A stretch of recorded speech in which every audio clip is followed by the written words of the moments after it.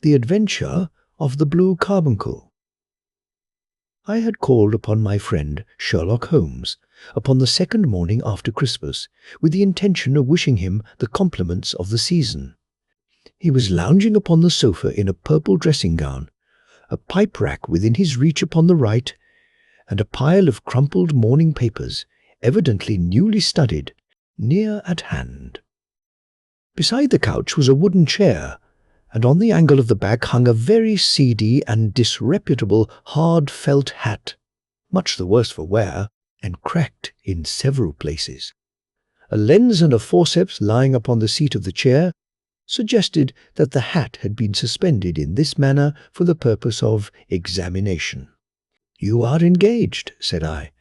"Perhaps I interrupt you." "Not at all. I am glad to have a friend with whom I can discuss my results. The matter is a perfectly trivial one." He jerked his thumb in the direction of the old hat.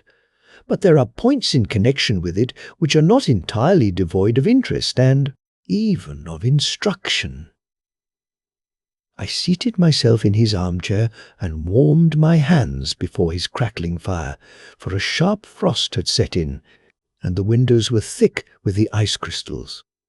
"I suppose," I remarked, "that, homely as it looks, this thing has some deadly story linked onto it, that it is the clue which will guide you in the solution of some mystery and the punishment of some crime." "No, no crime," said Sherlock Holmes, laughing.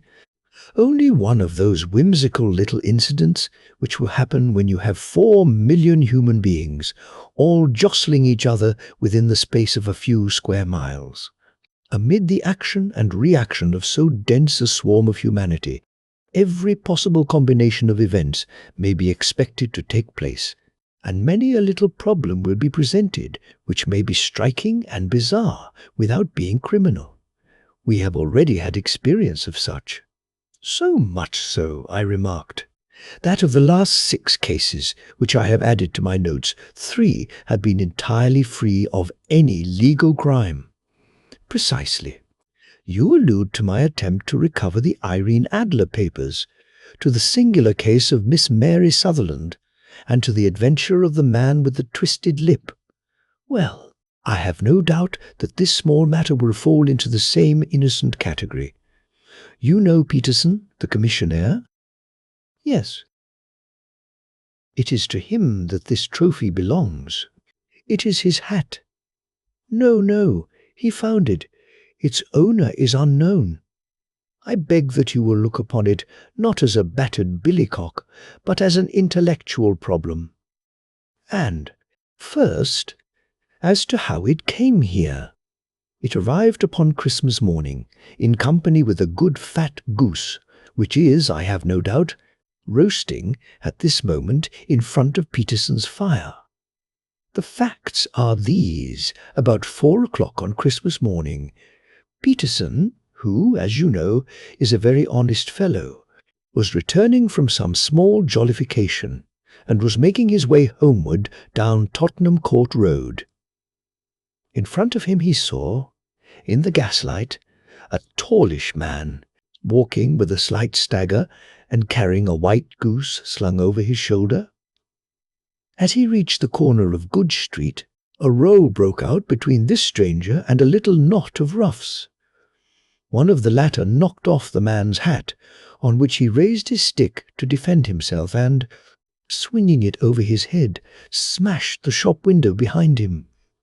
Peterson had rushed forward to protect the stranger from his assailants, but the man, shocked at having broken the window, and seeing an official-looking person in uniform rushing towards him, dropped his goose, took to his heels, and vanished amid the labyrinth of small streets which lie at the back of Tottenham Court Road. The roughs had also fled at the appearance of Peterson, so that he was left in possession of the field of battle, and also of the spoils of victory in the shape of this battered hat and a most unimpeachable Christmas goose, which surely he restored to their owner.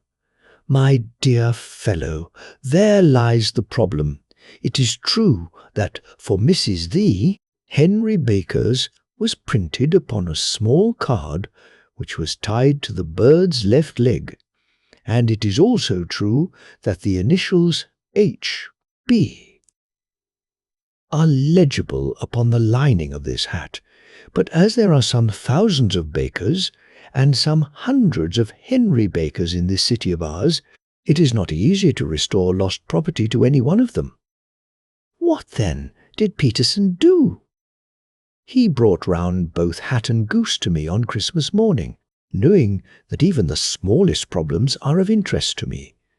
The goose we retained until this morning, when there were signs that, in spite of the slight frost, it would be well that it should be eaten without unnecessary delay.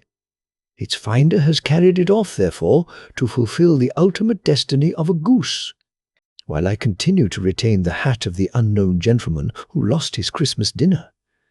Did he not advertise? No. Then what clue could you have as to his identity? Only as much as we can deduce. From his hat? Precisely. But you are joking. What can you gather from this old battered felt? Here is my lens. You know my methods. What can you gather yourself as to the individuality of the man who has worn this article? I took the tattered object in my hands and turned it over rather ruefully.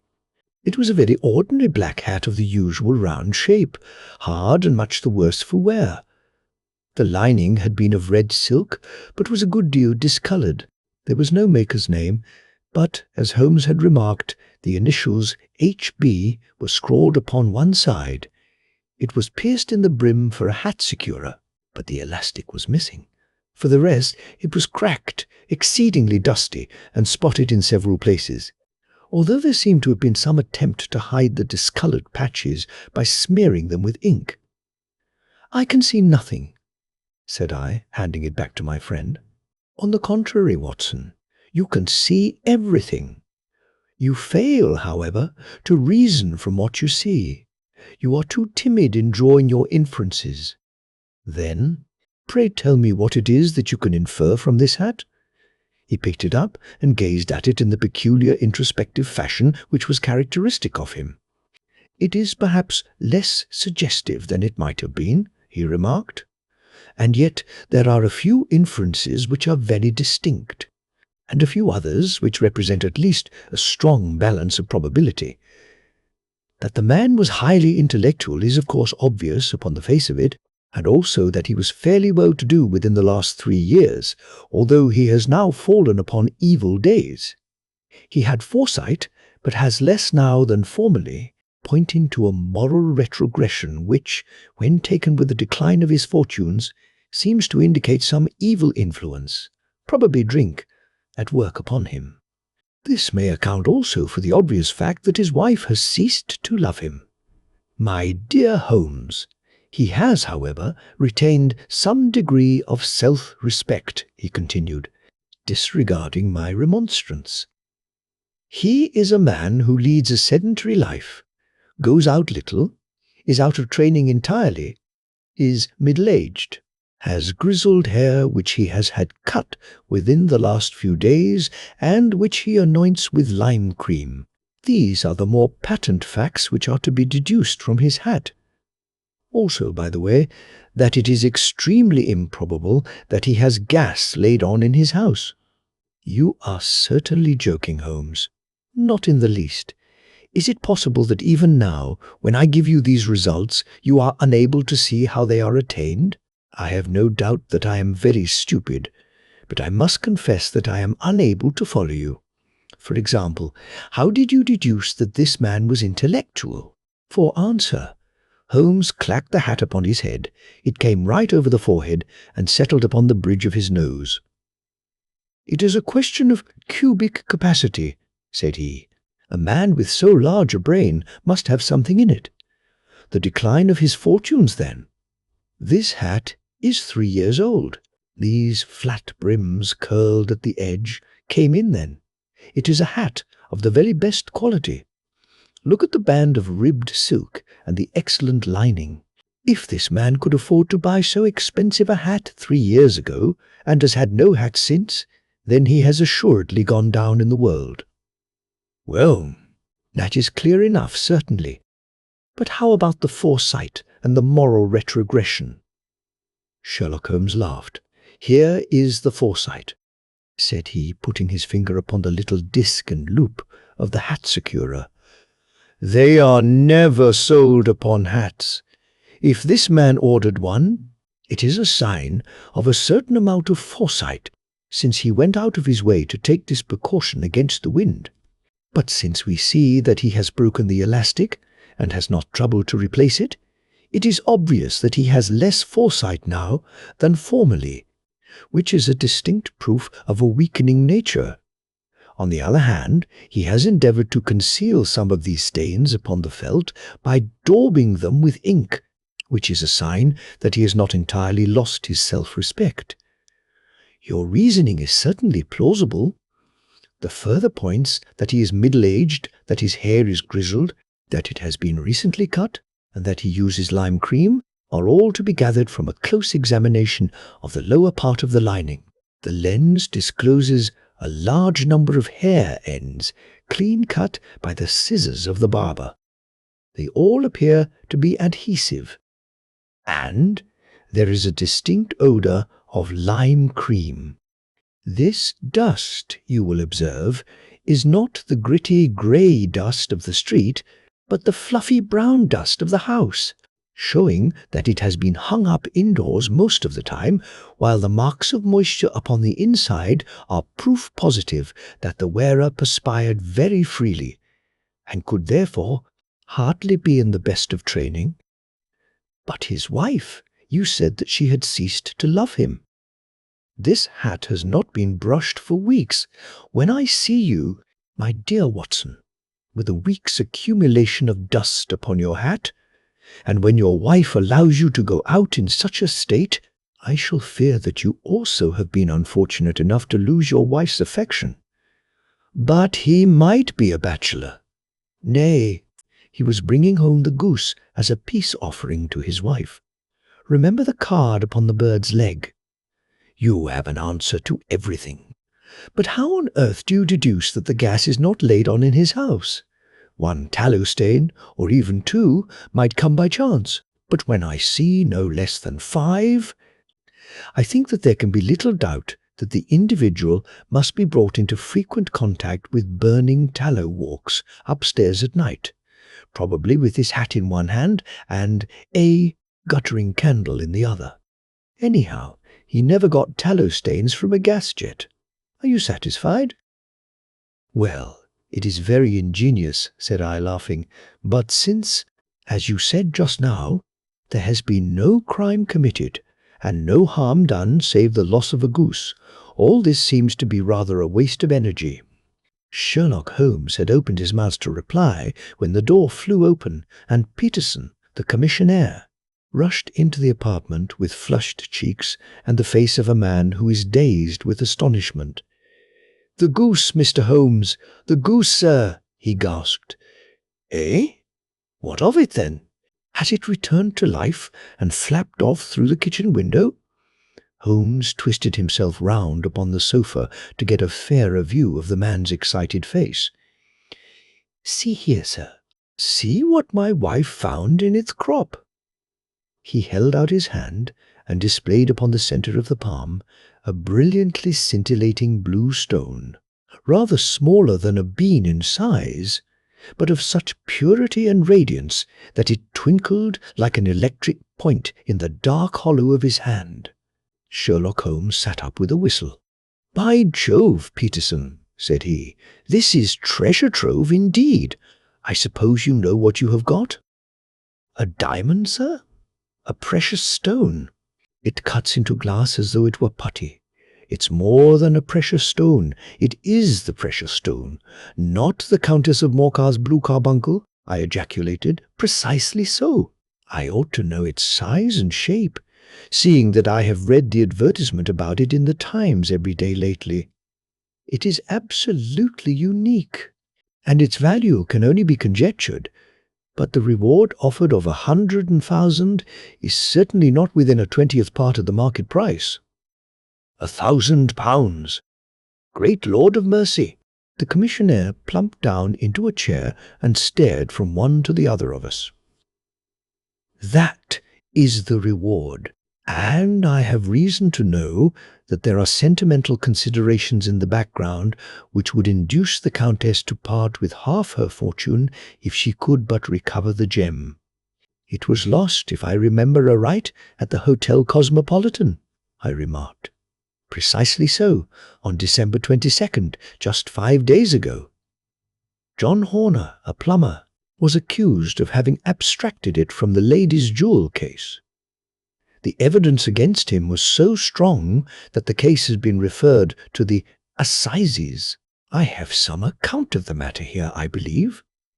He rummaged amid his newspapers, glancing over the dates, until at last he smoothed one out, doubled it over, and read the following paragraph: "Hotel Cosmopolitan Jewel Robbery. John Horner, 26, plumber, was brought up upon the charge of having, upon the 22nd inst., abstracted from the jewel case of the Countess of Morcar the valuable gem known as the Blue Carbuncle. James Ryder, upper attendant at the hotel, gave his evidence to the effect that he had shown Horner up to the dressing-room of the Countess of Morcar upon the day of the robbery in order that he might solder the second bar of the grate, which was loose. He had remained with Horner some little time, but had finally been called away. On returning, he found that Horner had disappeared, that the bureau had been forced open, and that the small morocco casket in which, as it afterwards transpired, the Countess was accustomed to keep her jewel, was lying empty upon the dressing-table. Ryder instantly gave the alarm, and Horner was arrested the same evening, but the stone could not be found either upon his person or in his rooms. Catherine Cusack, maid to the Countess, deposed to having heard Ryder's cry of dismay on discovering the robbery, and to having rushed into the room where she found matters as described by the last witness. Inspector Bradstreet, B Division, gave evidence as to the arrest of Horner, who struggled frantically and protested his innocence in the strongest terms. Evidence of a previous conviction for robbery having been given against the prisoner, the magistrate refused to deal summarily with the offence, but referred it to the assizes. Horner, who had shown signs of intense emotion during the proceedings, fainted away at the conclusion and was carried out of court. "Hum! So much for the police court," said Holmes thoughtfully, tossing aside the paper. "The question for us now to solve is the sequence of events leading from a rifled jewel case at one end to the crop of a goose in Tottenham Court Road at the other. You see, Watson, our little deductions have suddenly assumed a much more important and less innocent aspect. Here is the stone. The stone came from the goose, and the goose came from Mr. Henry Baker, the gentleman with the bad hat, and all the other characteristics with which I have bored you. So now we must set ourselves very seriously to finding this gentleman and ascertaining what part he has played in this little mystery. To do this, we must try the simplest means first, and these lie undoubtedly in an advertisement in all the evening papers. If this fail, I shall have recourse to other methods. What will you say? Give me a pencil and that slip of paper. Now then, found at the corner of Good Street, a goose and a black felt hat. Mr. Scree, Henry Baker can have the same by applying at 6,000 D this evening at 221B, Baker Street. That is clear and concise. Very. But will he see it? Well, he is sure to keep an eye on the papers, since, to a poor man, the loss was a heavy one. He was clearly so scared by his mischance in breaking the window, and by the approach of Peterson, that he thought of nothing but flight. But since then he must have bitterly regretted the impulse which caused him to drop his bird. Then, again, the introduction of his name will cause him to see it, for everyone who knows him will direct his attention to it. Here you are, Peterson. Run down to the advertising agency and have this put in the evening papers." "In which, sir?" "Oh, in the Globe Star, Pall Mall, St. James's Gazette, Evening News, Standard, Echo, and any others that occur to you." "Very well, sir." "And this stone?" "Ah, yes, I shall keep the stone." "Thank you. And, I say, Peterson, just buy a goose on your way back and leave it here with me, for we must have one to give to this gentleman in place of the one which your family is now devouring." When the commissionaire had gone, Holmes took up the stone and held it against the light. "It's a bonny thing," said he. "Just see how it glints and sparkles. Of course it is a nucleus and focus of crime. Every good stone is. They are the devil's pet baits. In the larger and older jewels, every facet may stand for a bloody deed. This stone is not yet 20 years old. It was found in the banks of the Amoy River in southern China, and is remarkable in having every characteristic of the carbuncle, save that it is blue in shade instead of ruby red. In spite of its youth, it has already a sinister history. There have been 2 murders, a vitriol throwing, a suicide, and several robberies brought about for the sake of this 40-grain weight of crystallized charcoal. Who would think that so pretty a toy would be a purveyor to the gallows and the prison? I'll lock it up in my strong box now and drop a line to the Countess to say that we have it. Do you think that this man Horner is innocent? I cannot tell. Well then, do you imagine that this other one, Henry Baker, had anything to do with the matter? It is, I think, much more likely that Henry Baker is an absolutely innocent man, who had no idea that the bird which he was carrying was of considerably more value than if it were made of solid gold.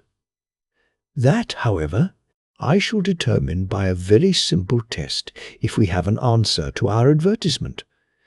And you can do nothing until then? Nothing. In that case, I shall continue my professional round. But I shall come back in the evening at the hour you have mentioned, for I should like to see the solution of so tangled a business. Very glad to see you.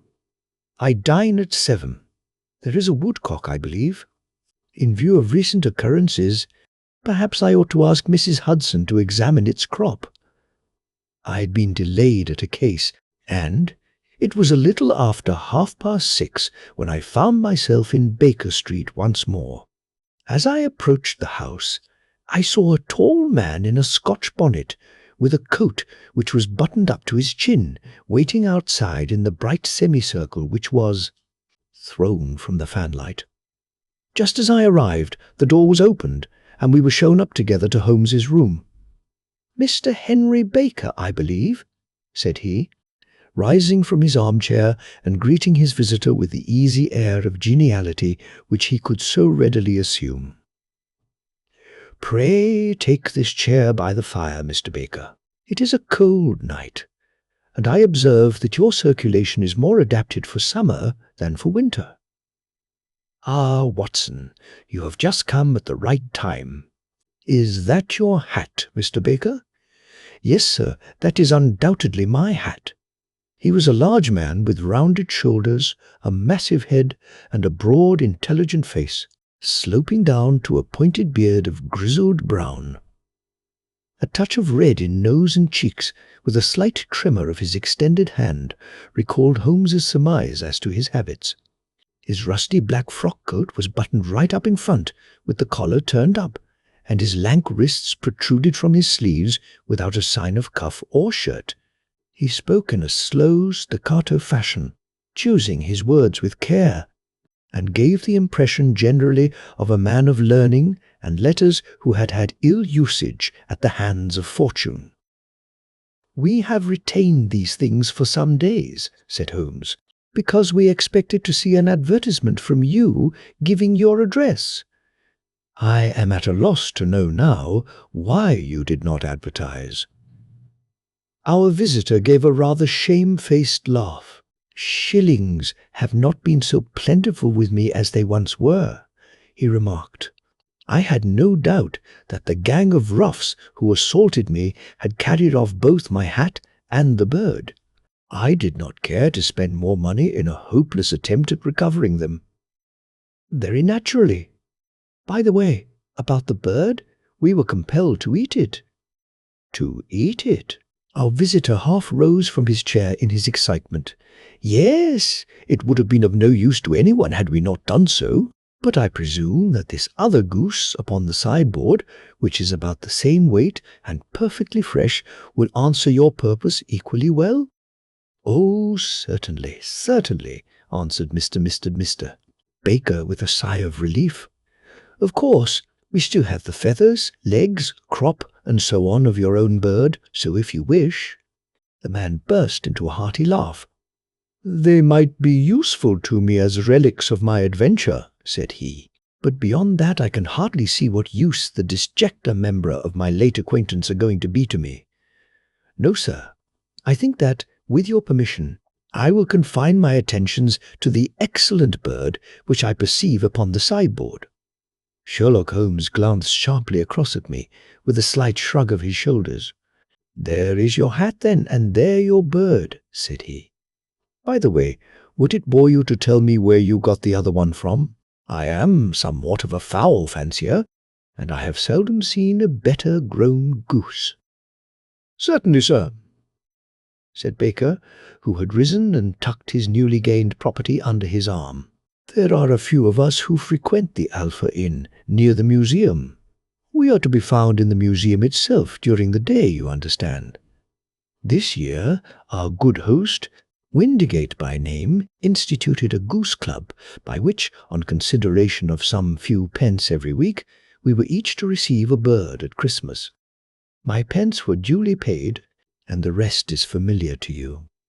"I am much indebted to you, sir, for a Scotch bonnet is fitted neither to my years nor my gravity." With a comical pomposity of manner, he bowed solemnly to both of us and strode off upon his way. "So much for Mr. Henry Baker," said Holmes when he had closed the door behind him. "It is quite certain that he knows nothing whatever about the matter. Are you hungry, Watson?" "Not particularly."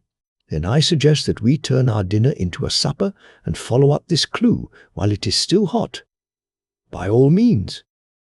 It was a bitter night, so we drew on our ulsters and wrapped cravats about our throats. Outside, the stars were shining coldly in a cloudless sky, and the breath of the passers-by blew out into smoke like so many pistol shots. Our footfalls rang out crisply and loudly as we swung through the Doctor's Quarter, Wimpole Street, Harley Street, and so through Wigmore Street into Oxford Street. In a quarter of an hour we were in Bloomsbury at the Alpha Inn, which is a small public house at the corner of one of the streets which runs down into Holborn. Holmes pushed open the door of the private bar and ordered 2 glasses of beer from the ruddy-faced, white-aproned landlord. "Your beer should be excellent if it is as good as your geese," said he. "My geese?" The man seemed surprised. "Yes, I was speaking only half an hour ago to Mr. Henry Baker, who was a member of your goose club." "Ah, yes, I see. But you see, sir, them's not our geese."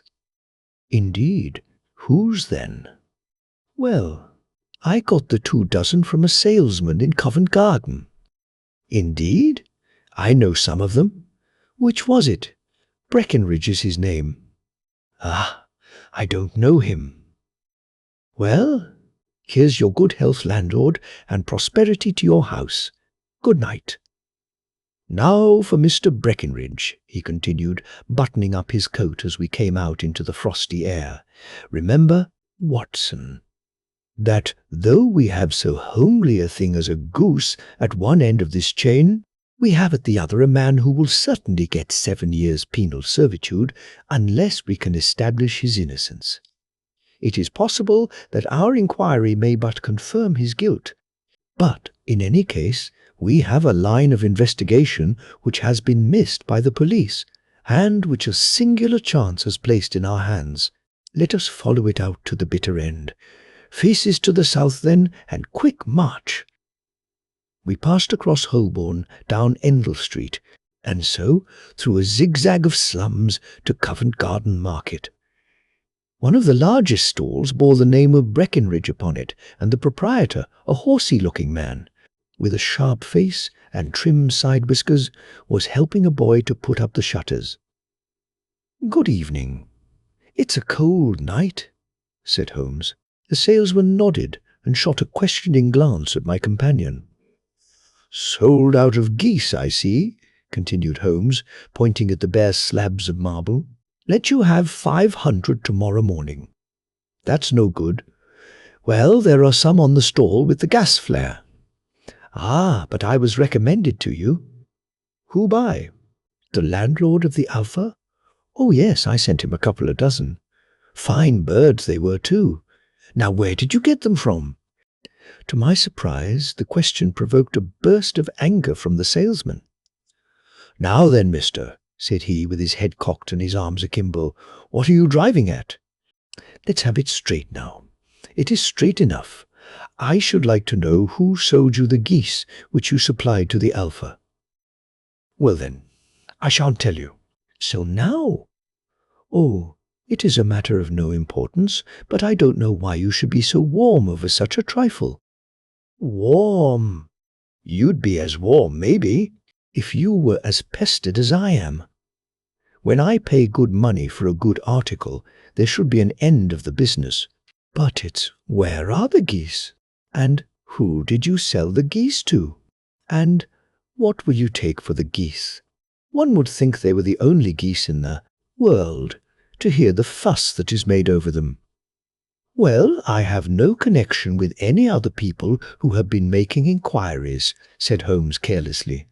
"If you won't tell us the bet is off, that is all. But I'm always ready to back my opinion on a matter of fowls, and I have a fiver on it that the bird I ate is country bred." "Well then, you've lost your fiver, for it's town bred," snapped the salesman. "It's nothing of the kind. I say it is. I don't believe it. Do you think you know more about fowls than I, who have handled them ever since I was a nipper? I tell you, all those birds that went to the Alpha were town-bred. You'll never persuade me to believe that. Will you bet, then? It's merely taking your money, for I know that I am right. But I'll have a sovereign on with you, just to teach you not to be obstinate." The salesman chuckled grimly. "Bring me the books, Bill," said he.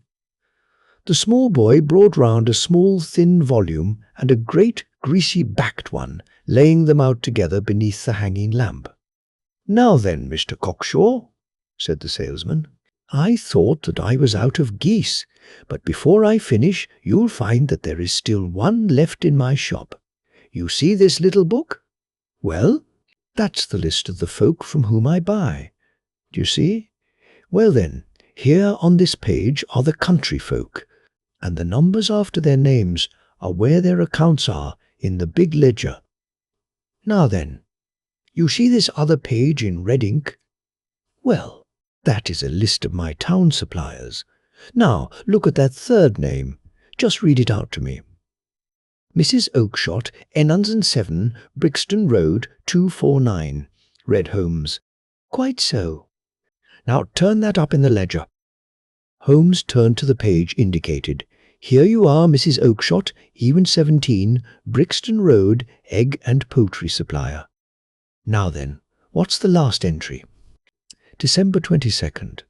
24 geese at sevens. 60. Quite so. There you are.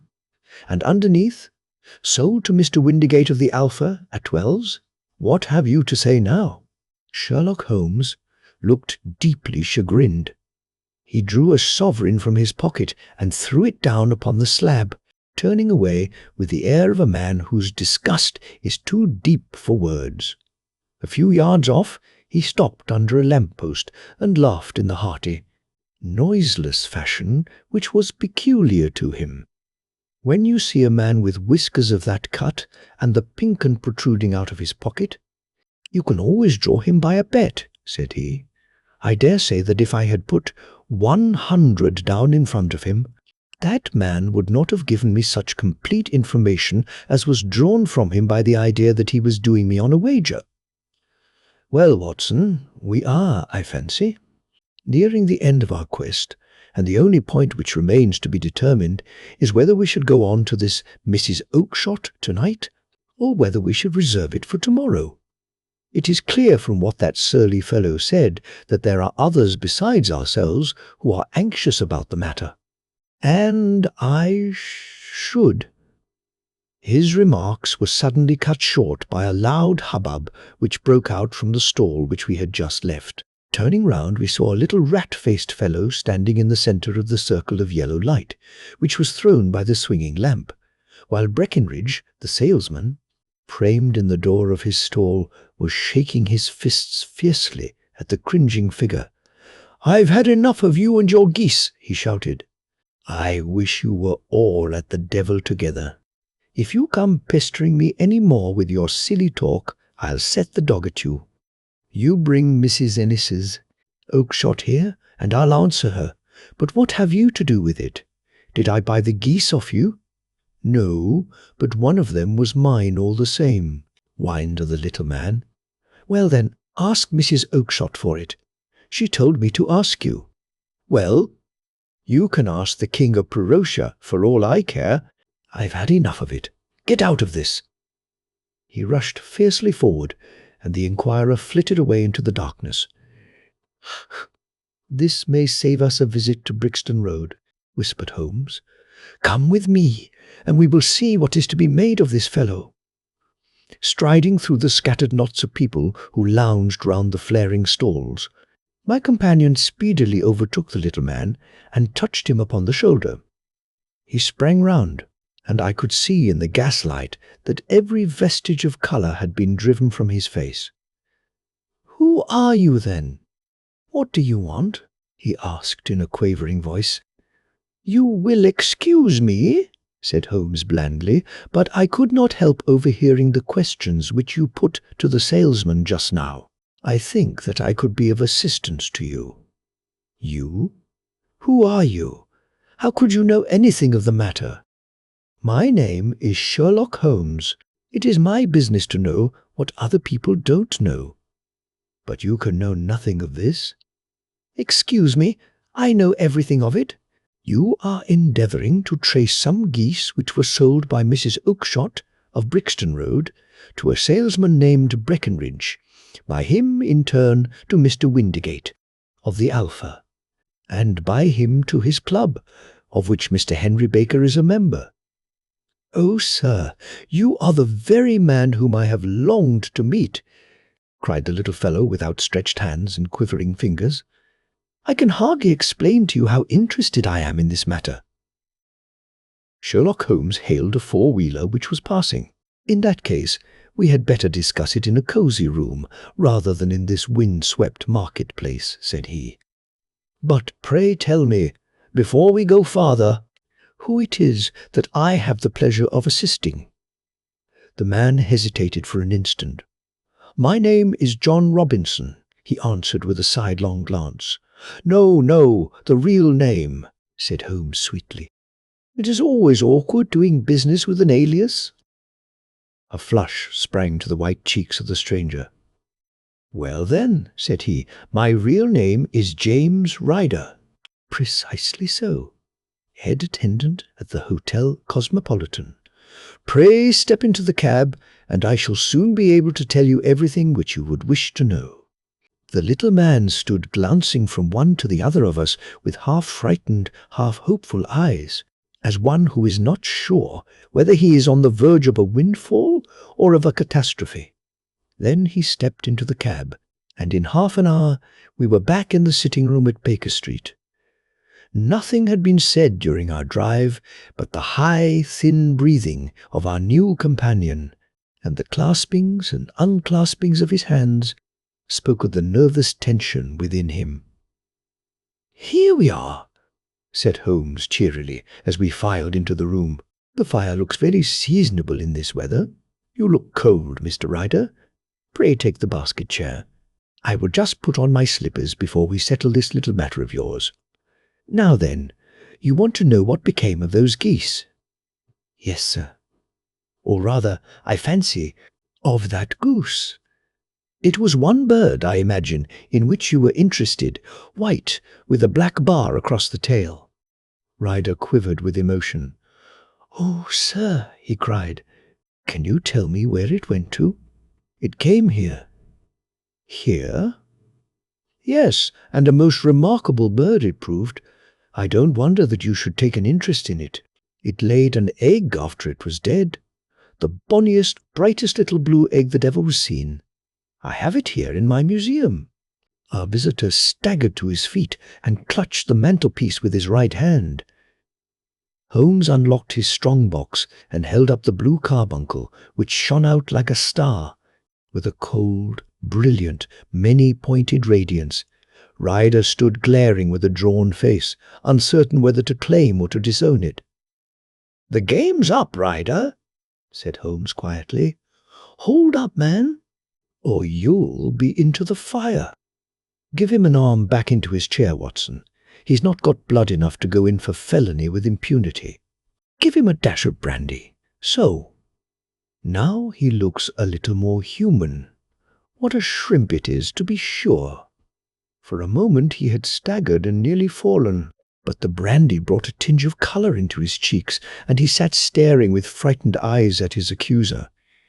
"I have almost every link in my hands, and all the proofs which I could possibly need, so there is little which you need tell me. Still, that little may as well be cleared up to make the case complete. You had heard, Ryder, of this blue stone of the Countess of Morcar's?" "It was Catherine Cusack who told me of it," said he in a crackling voice. "I see her. Ladyship's waiting maid. Well, the temptation of sudden wealth so easily acquired was too much for you, as it has been for better men before you. But you were not very scrupulous in the means you used. It seems to me, Ryder, that there is the making of a very pretty villain in you. You knew that this man, Horner, the plumber, had been concerned in some such matter before, and that suspicion would rest the more readily upon him. What did you do then? You made some small job in my lady's room, you and your confederate Cusack, and you managed that he should be the man sent for. Then, when he had left, you rifled the jewel case, raised the alarm, and had this unfortunate man arrested." "You, then?" Ryder threw himself down suddenly upon the rug and clutched at my companion's knees. "For God's sake, have mercy," he shrieked. "Think of my father, of my mother. It would break their hearts. I never went wrong before. I never will again. I swear it." He shrieked. "I'll swear it on a Bible. Oh, don't bring it into court. For Christ's sake, don't." "Get back into your chair," said Holmes sternly. "It is very well to cringe and crawl now, but you thought little enough of this poor Horner in the dock for a crime of which he knew nothing. I will fly. Mr. Holmes, I will leave the country, sir. Then the charge against him will break down." "Hum, we will talk about that. And now let us hear a true account of the next act. How came the stone into the goose, and how came the goose into the open market? Tell us the truth, for there lies your only hope of safety." Ryder passed his tongue over his parched lips. "I will tell you it just as it happened, sir," said he.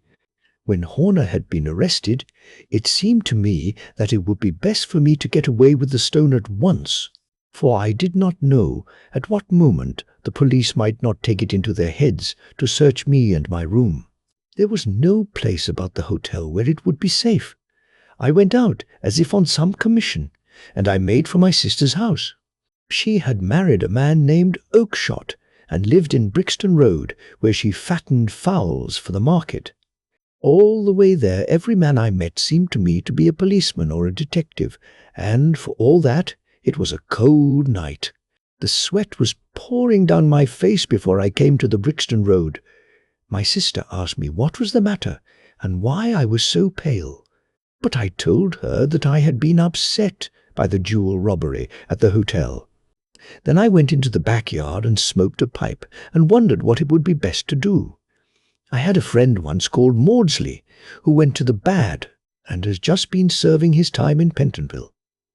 One day he had met me and fell into talk about the ways of thieves and how they could get rid of what they stole. I knew that he would be true to me, for I knew one or two things about him, so I made up my mind to go right on to Kilburn, where he lived, and take him into my confidence. He would show me how to turn the stone into money. But how to get to him in safety? I thought of the agonies I had gone through in coming from the hotel. I might at any moment be seized and searched, and there would be the stone in my waistcoat pocket. I was leaning against the wall at the time and looking at the geese which were waddling about round my feet, and suddenly an idea came into my head which showed me how I could beat the best detective that ever lived. My sister had told me some weeks before that I might have the pick of her geese for a Christmas present, and I knew that she was always as good as her word. I would take my goose now, and in it I would carry my stone to Kilburn. There was a little shed in the yard, and behind this I drove one of the birds, a fine big one, white, with a barred tail. I caught it, and prying its bill open, I thrust the stone down its throat as far as my finger could reach. The bird gave a gulp, and I felt the stone pass along its gullet and down into its crop. But the creature flapped and struggled, and out came my sister to know what was the matter. As I turned to speak to her, the brute broke loose and fluttered off among the others. "Whatever were you doing with that bird, Jem?" says she. "Well," said I, "you said you'd give me one for Christmas, and I was feeling which was the fattest." "Oh," says she, "we've set yours aside for you, Jem's bird, we call it. It's the big white one over yonder. There's 26 of them, which makes one for you, and one for us, and 2 dozen for the market." "Thank you, Maggie," says I, "but if it is all the same to you, I'd rather have that one I was handling just now." "The other is a good 3 pound heavier," said she, "and we fattened it expressly for you." "Never mind. I'll have the other, and I'll take it now," said I. "Oh, just as you like," said she, a little huffed. "Which is it you want, then?" "That white one with the barred tail, right in the middle of the flock." "Oh, very well. Kill it and take it with you." Well, I did what she said, Mr. Holmes, and I carried the bird all the way to Kilburn. I told my pal what I had done, for he was a man that it was easy to tell a thing like that to.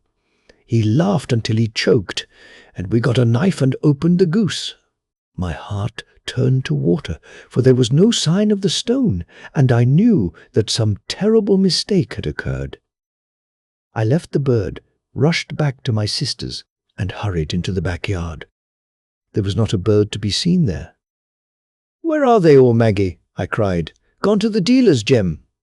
"Which dealer's?" "Breckenridge, of Covent Garden." "But was there another with a barred tail?" I asked. "The same as the one I chose?" "Yes, Jem, there were 2 barred-tailed ones, and I could never tell them apart." "Well then, of course I saw it all, and I ran off as hard as my feet would carry me to this man Breckenridge. But he had sold the lot at once, and not one word would he tell me as to where they had gone." "You heard him yourselves tonight?" "Well, he has always answered me like that. My sister thinks that I am going mad. Sometimes I think that I am myself. And now I am myself a branded thief, without ever having touched the wealth for which I sold my character. God help me! God help me!" He burst into convulsive sobbing, with his face buried in his hands. There was a long silence, broken only by his heavy breathing and by the measured tapping of Sherlock Holmes's fingertips upon the edge of the table. Then my friend rose and threw open the door. "Get out," said he. "What, sir? Oh, heaven bless you!" "No more words. Get out." And no more words were needed. There was a rush, a clatter upon the stairs, the bang of a door, and the crisp rattle of running footfalls from the street. "After all, Watson," said Holmes, reaching up his hand for his clay pipe, "I am not retained by the police to supply their deficiencies. If Horner were in danger, it would be another thing. But this fellow will not appear against him, and the case must collapse. I suppose that I am commuting a felony, but it is just possible that I am saving a soul. This fellow will not go wrong again. He is too terribly frightened. Send him to gaol now, and you make him a gaol bird for life. Besides, it is the season of forgiveness. Chance has put in our way a most singular and whimsical problem, and its solution is its own reward. If you will have the goodness to touch the bell, Doctor, we will begin another investigation, in which also a bird will be the chief feature.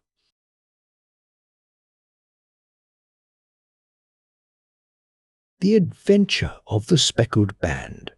On glancing over my notes of the 70-odd cases in which I have, during the last 8 years, studied the methods of my friend Sherlock Holmes, I find many tragic, some comic, a large number merely strange, but none commonplace, for, working as he did rather for the love of his art than for the acquirement of wealth, he refused to associate himself with any investigation which did not tend towards the unusual, and even the fantastic.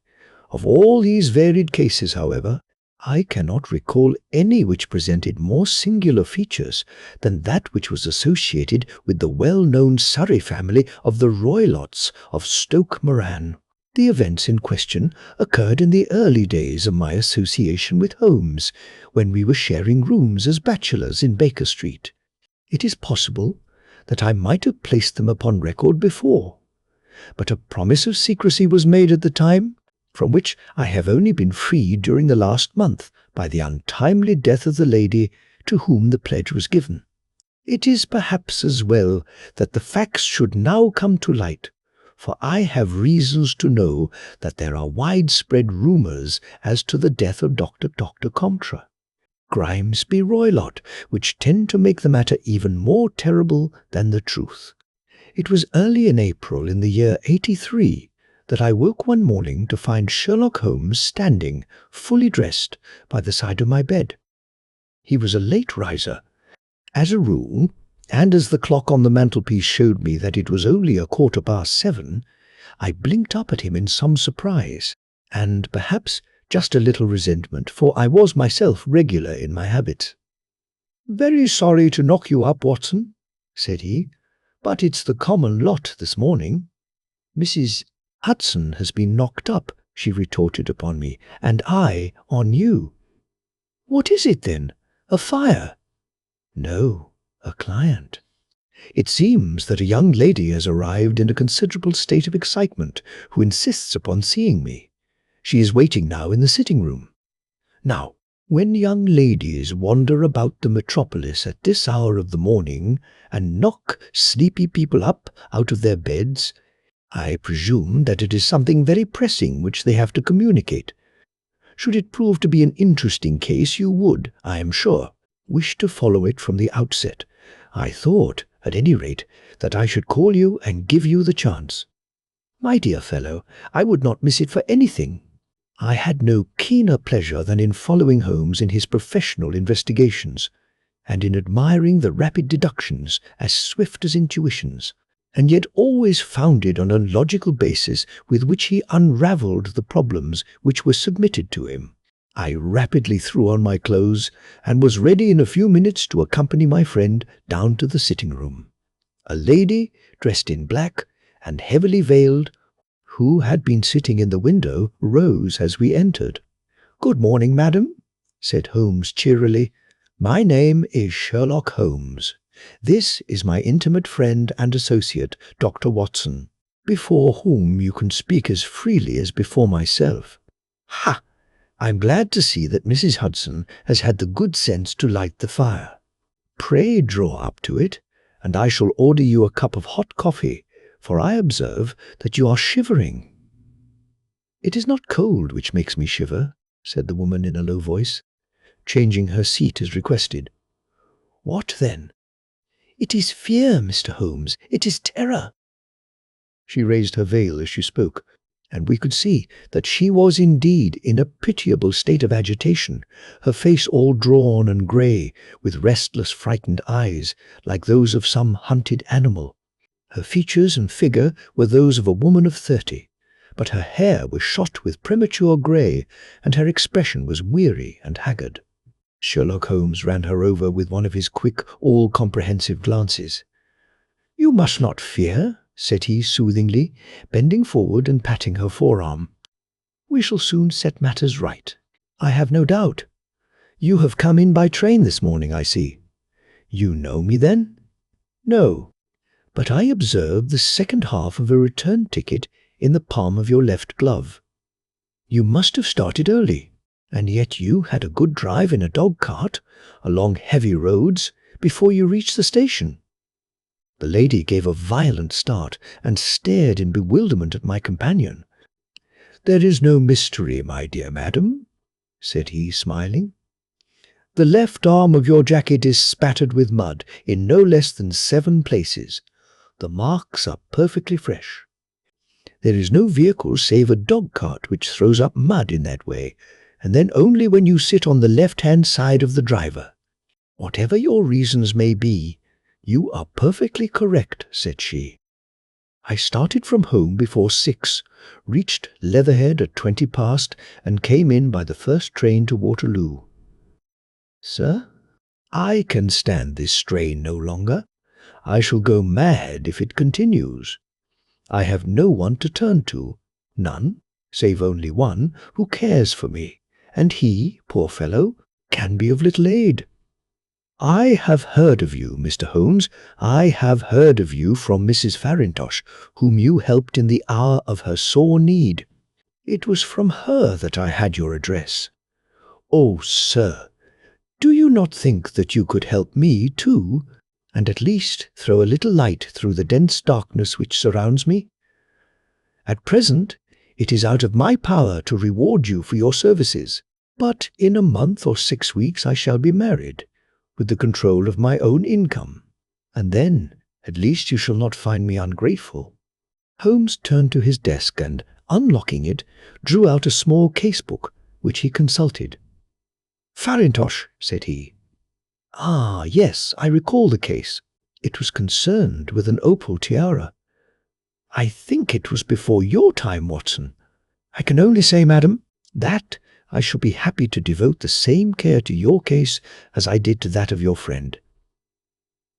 As to reward, my profession is its own reward, but you are at liberty to defray whatever expenses I may be put to at the time which suits you best.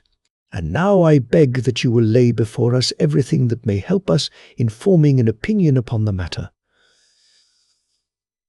"Alas," replied our visitor, "the very horror of my situation lies in the fact that my fears are so vague, and my suspicions depend so entirely upon small points which might seem trivial to another, that even he, to whom of all others I have a right to look for help and advice, looks upon all that I tell him about it as the fancies of a nervous woman.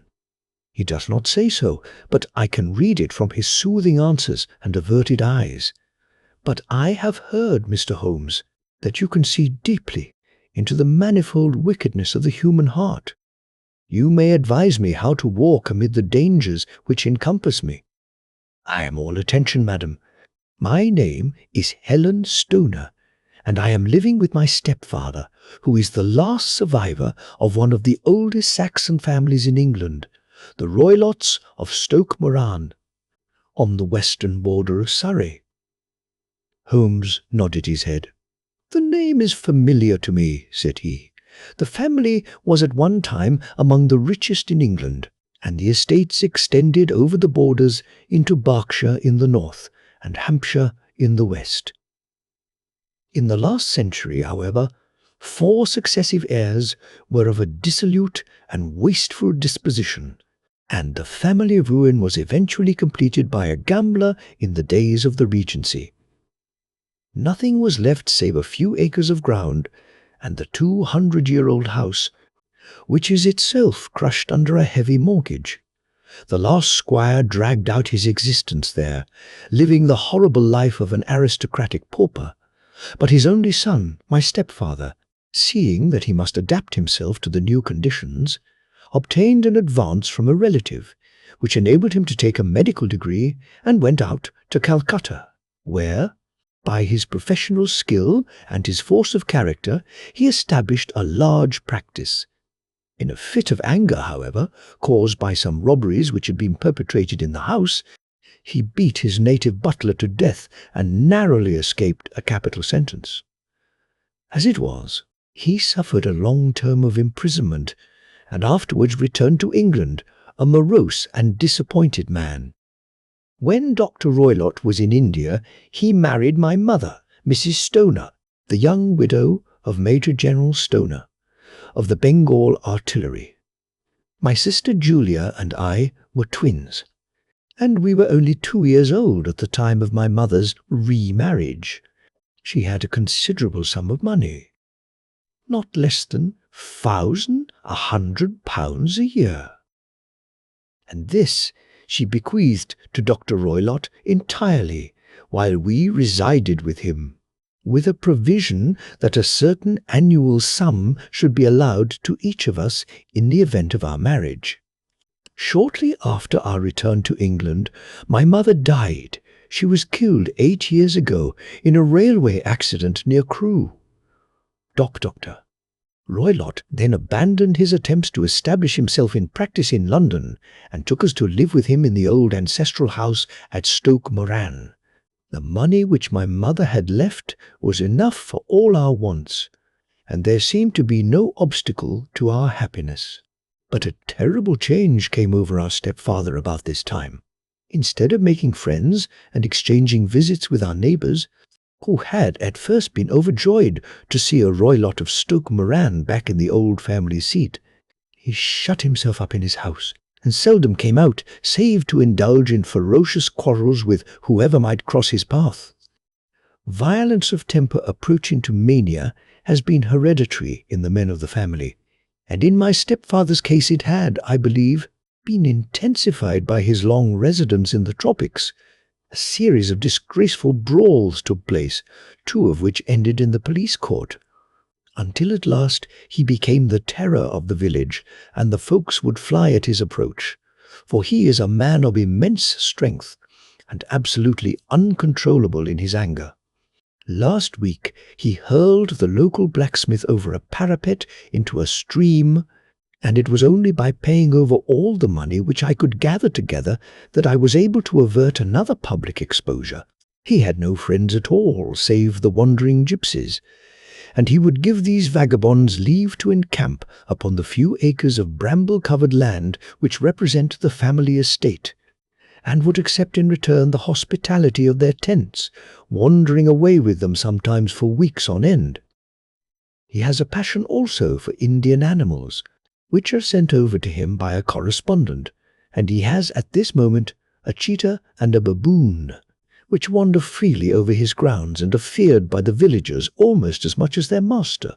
You can imagine from what I say that my poor sister Julia and I had no great pleasure in our lives. No servant would stay with us, and for a long time we did all the work of the house. She was but 30 at the time of her death, and yet her hair had already begun to whiten, even as mine has. Your sister is dead, then? She died just 2 years ago, and it is of her death that I wish to speak to you. You can understand that, living the life which I have described, we were little likely to see anyone of our own age and position. We had, however, an aunt, my mother's maiden sister, Miss Honoria Westphale, who lives near Harrow, and we were occasionally allowed to pay short visits at this lady's house. Julia went there at Christmas 2 years ago, and met there a half-pay major of Marines, to whom she became engaged. My stepfather learned of the engagement when my sister returned and offered no objection to the marriage. But within a fortnight of the day which had been fixed for the wedding, the terrible event occurred which has deprived me of my only companion. Sherlock Holmes had been leaning back in his chair with his eyes closed and his head sunk in a cushion, but he half opened his lids now and glanced across at his visitor. "Pray be precise as to details," said he. "It is easy for me to be so, for every event of that dreadful time is seared into my memory. The manor house is, as I have already said, very old, and only one wing is now inhabited.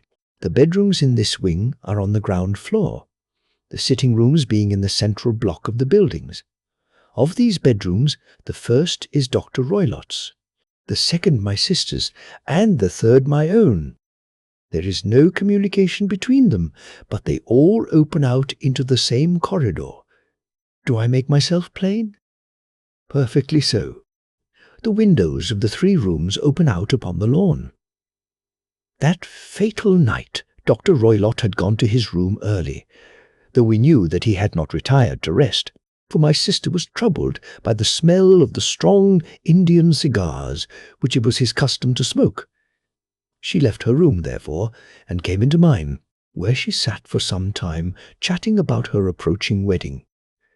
At 11 o'clock she rose to leave me, but she paused at the door and looked back. "Tell me, Helen," said she, "have you ever heard anyone whistle in the dead of the night?" "Never," said I. "I suppose that you could not possibly whistle, yourself, in your sleep?" "Certainly not. But why?" "Because during the last few nights I have always, about 3 in the morning, heard a low, clear whistle. I am a light sleeper, and it has awakened me. I cannot tell where it came from, perhaps from the next room, perhaps from the lawn. I thought that I would just ask you whether you had heard it." "No, I have not. It must be those wretched gypsies in the plantation." "Very likely. And yet, if it were on the lawn, I wonder that you did not hear it also." "Ah, but I sleep more heavily than you." "Well, it is of no great consequence, at any rate." She smiled back at me, closed my door, and a few moments later I heard her key turn in the lock. "Indeed," said Holmes. "Was it your custom always to lock yourselves in at night?" "Always." "And why? I think that I mentioned to you that the doctor kept a cheetah and a baboon. We had no feeling of security unless our doors were locked." "Quite so." "Pray proceed with your statement." I could not sleep that night.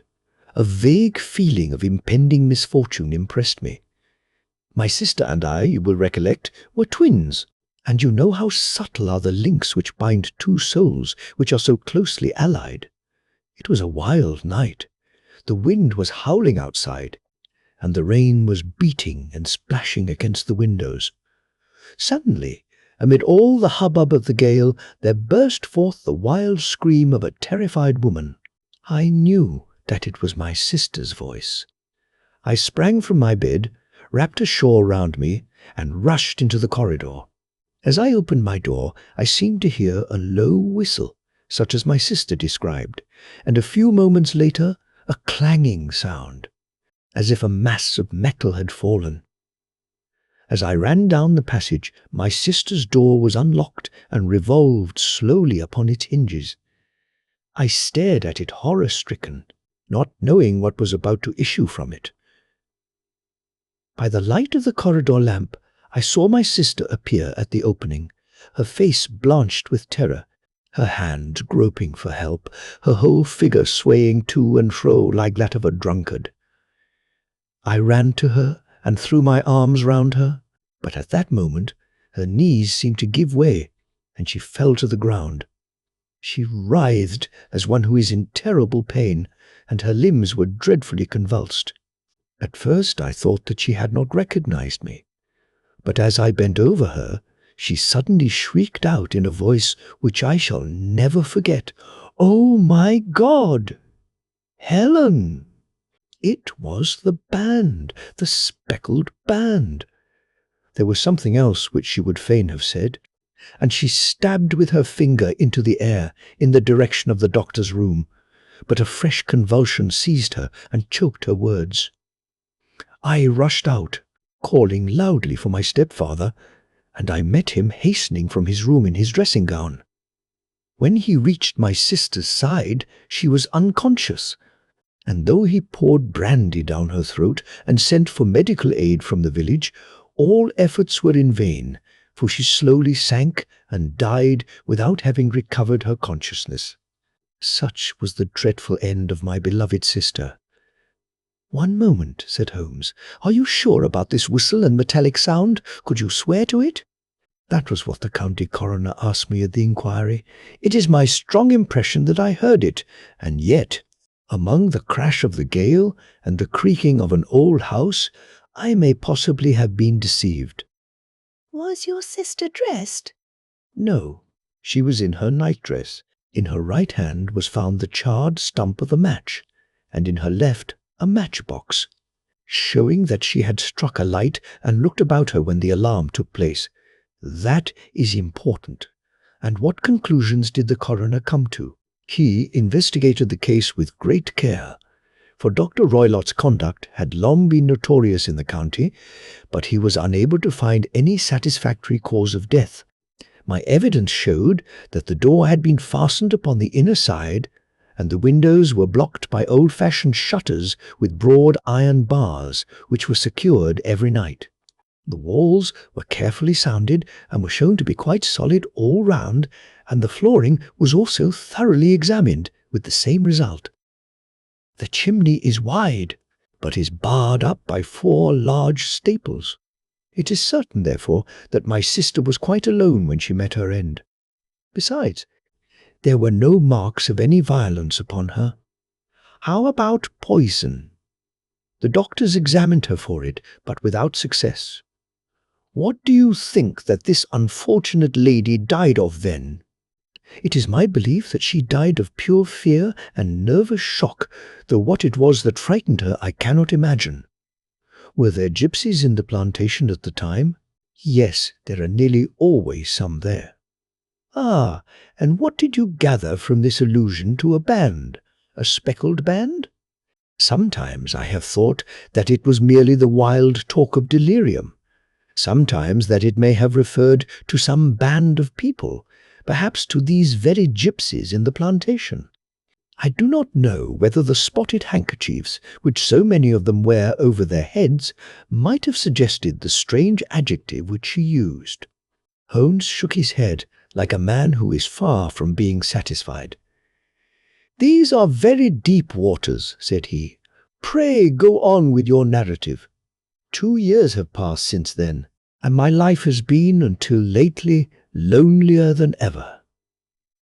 A month ago, however, a dear friend, whom I have known for many years, has done me the honour to ask my hand in marriage. His name is Armitage, Percy Armitage, the second son of Mr. Armitage of Cranewater, near Reading. My stepfather has offered no opposition to the match, and we are to be married in the course of the spring. 2 days ago some repairs were started in the west wing of the building, and my bedroom wall has been pierced, so that I have had to move into the chamber in which my sister died, and to sleep in the very bed in which she slept. Imagine, then, my thrill of terror, when last night, as I lay awake, thinking over her terrible fate, I suddenly heard in the silence of the night the low whistle which had been the herald of her own death. I sprang up and lit the lamp, but nothing was to be seen in the room.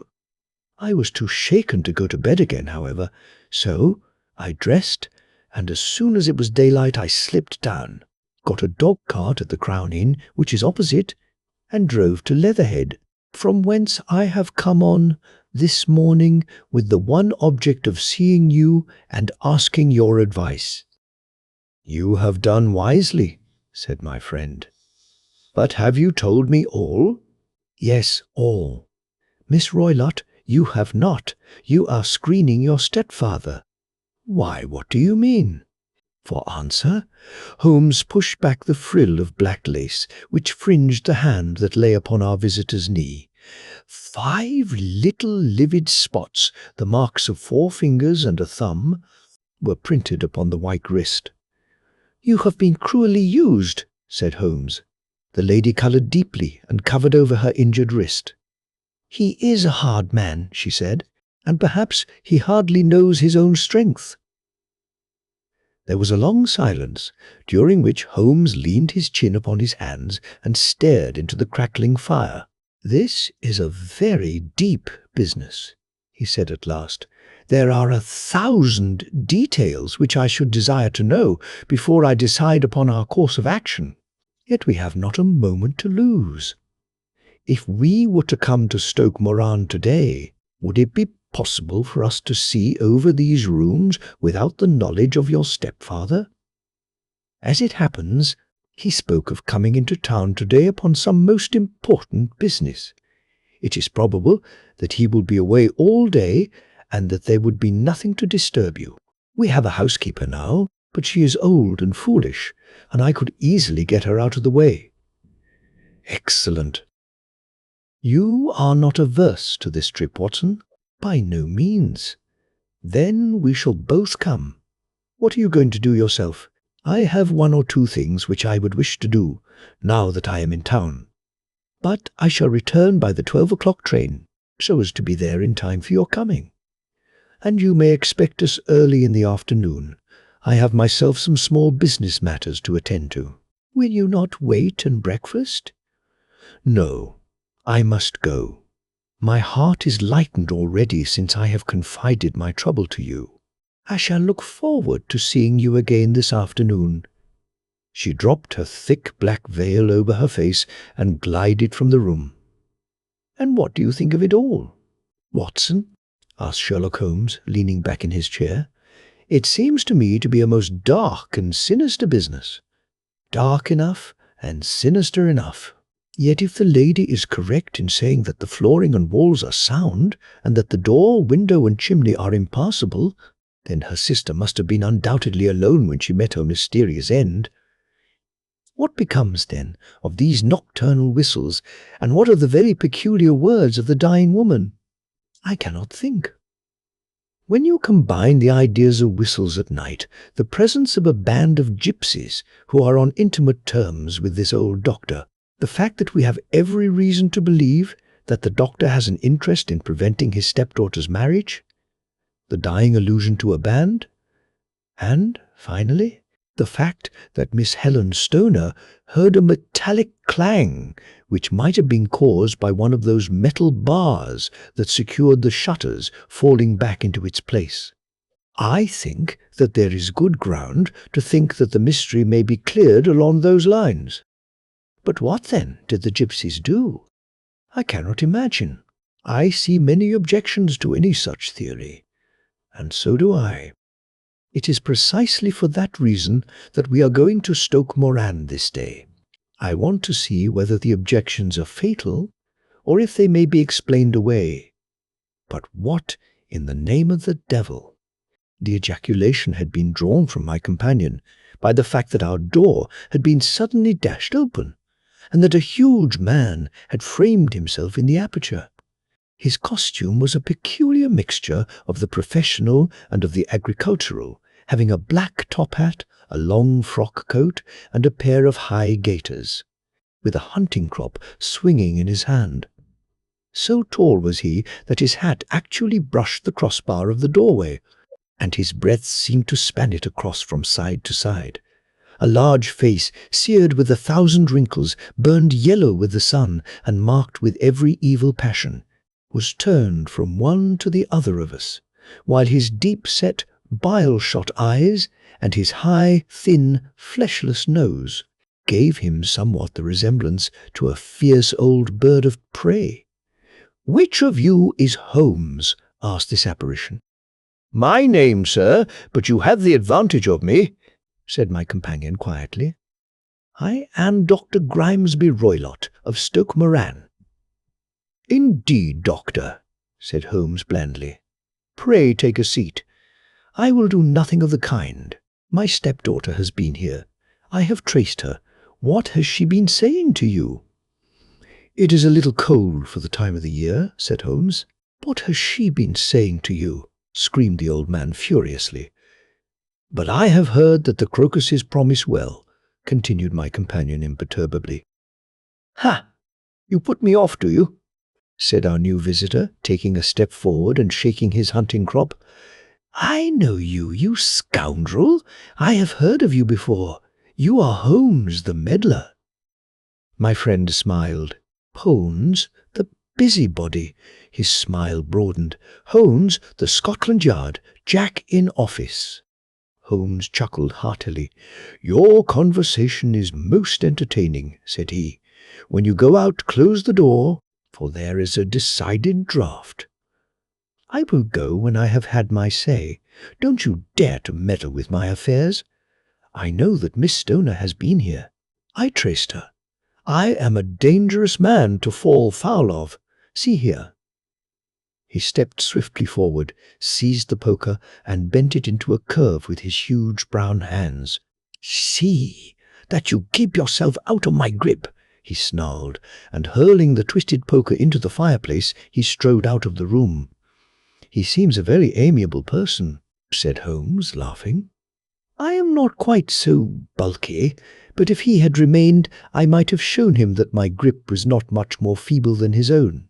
As he spoke, he picked up the steel poker and, with a sudden effort, straightened it out again. "Fancy his having the insolence to confound me with the official detective force. This incident gives zest to our investigation, however, and I only trust that our little friend will not suffer from her imprudence in allowing this brute to trace her." "And now, Watson, we shall order breakfast, and afterwards I shall walk down to Doctors' Commons, where I hope to get some data which may help us in this matter." It was nearly 1 o'clock when Sherlock Holmes returned from his excursion. He held in his hand a sheet of blue paper scrawled over with notes and figures. "I have seen the will of the deceased wife," said he. "To determine its exact meaning, I have been obliged to work out the present prices of the investments with which it is concerned. The total income, which at the time of the wife's death was little short of 1,100, is now, through the fall in agricultural prices, not more than 750. Each daughter can claim an income of 250 in case of marriage. It is evident, therefore, that if both girls had married, this beauty would have had a mere pittance, while even one of them would cripple him to a very serious extent. My morning's work has not been wasted, since it is proved that he has the very strongest motives for standing in the way of anything of the sort.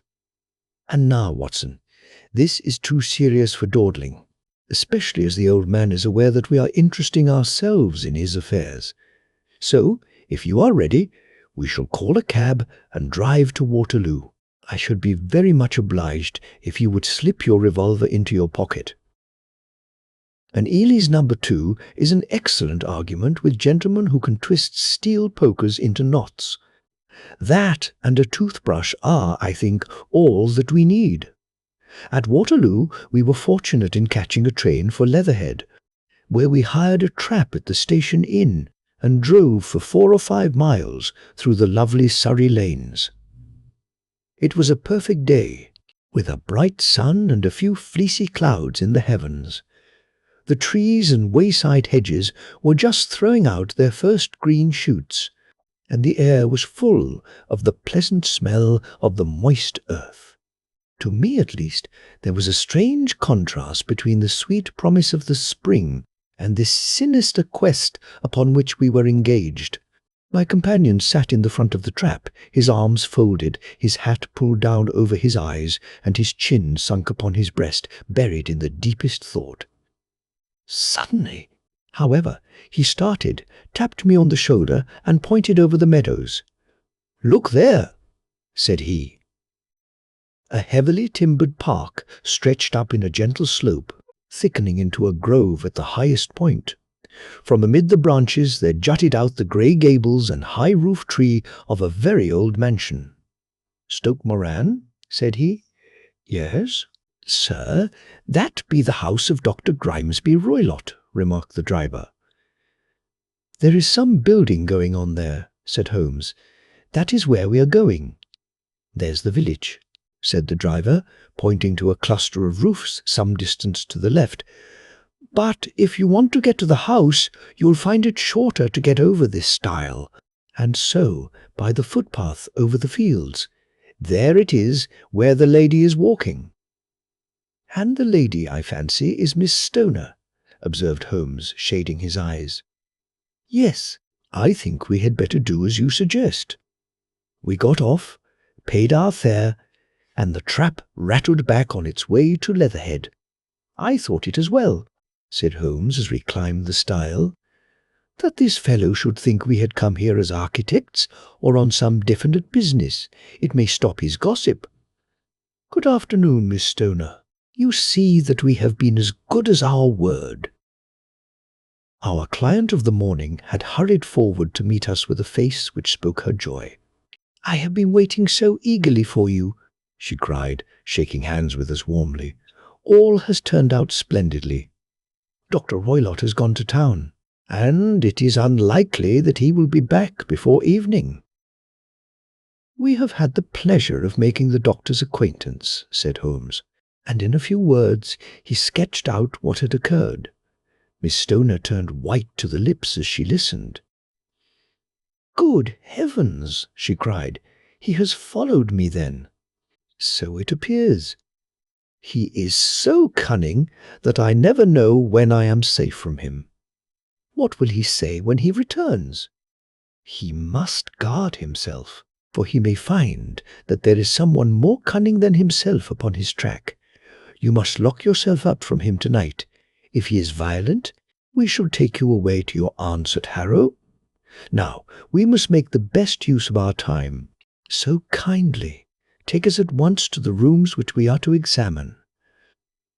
The building was of grey, lichen-blotched stone, with a high central portion and two curving wings, like the claws of a crab, thrown out on each side. In one of these wings the windows were broken and blocked with wooden boards, while the roof was partly caved in, a picture of ruin. The central portion was in little better repair, but the right-hand block was comparatively modern, and the blinds in the windows, with the blue smoke curling up from the chimneys, showed that this was where the family resided. Some scaffolding had been erected against the end wall, and the stonework had been broken into, but there were no signs of any workmen at the moment of our visit. Holmes walked slowly up and down the ill-trimmed lawn and examined with deep attention the outsides of the windows. "This, I take it, belongs to the room in which you used to sleep, the centre one to your sister's, and the one next to the main building to Dr. Roylott's chamber?" "Exactly so, but I am now sleeping in the middle one."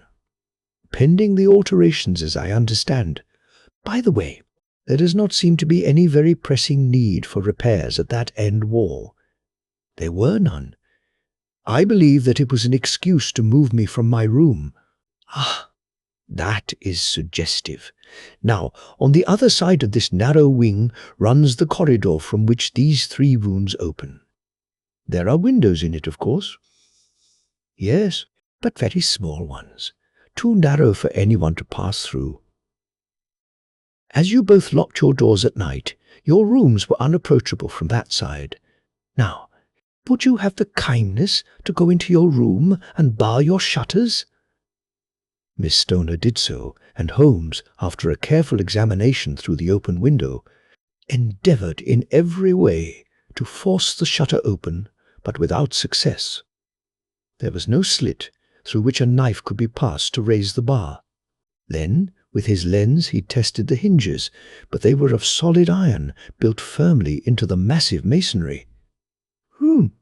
Said he, scratching his chin in some perplexity. "My theory certainly presents some difficulties. No one could pass these shutters if they were bolted.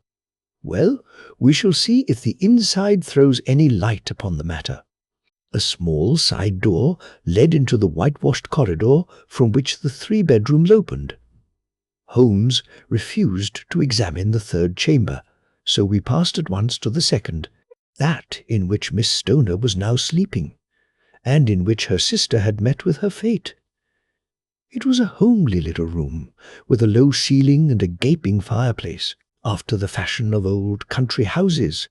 A brown chest of drawers stood in one corner, a narrow white counterpaned bed in another, and a dressing-table on the left-hand side of the window.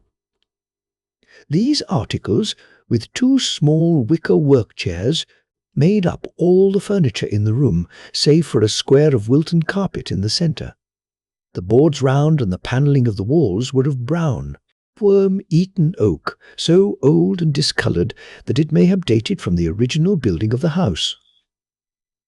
Holmes drew one of the chairs into a corner and sat silent, while his eyes travelled round and up and down, taking in every detail of the apartment.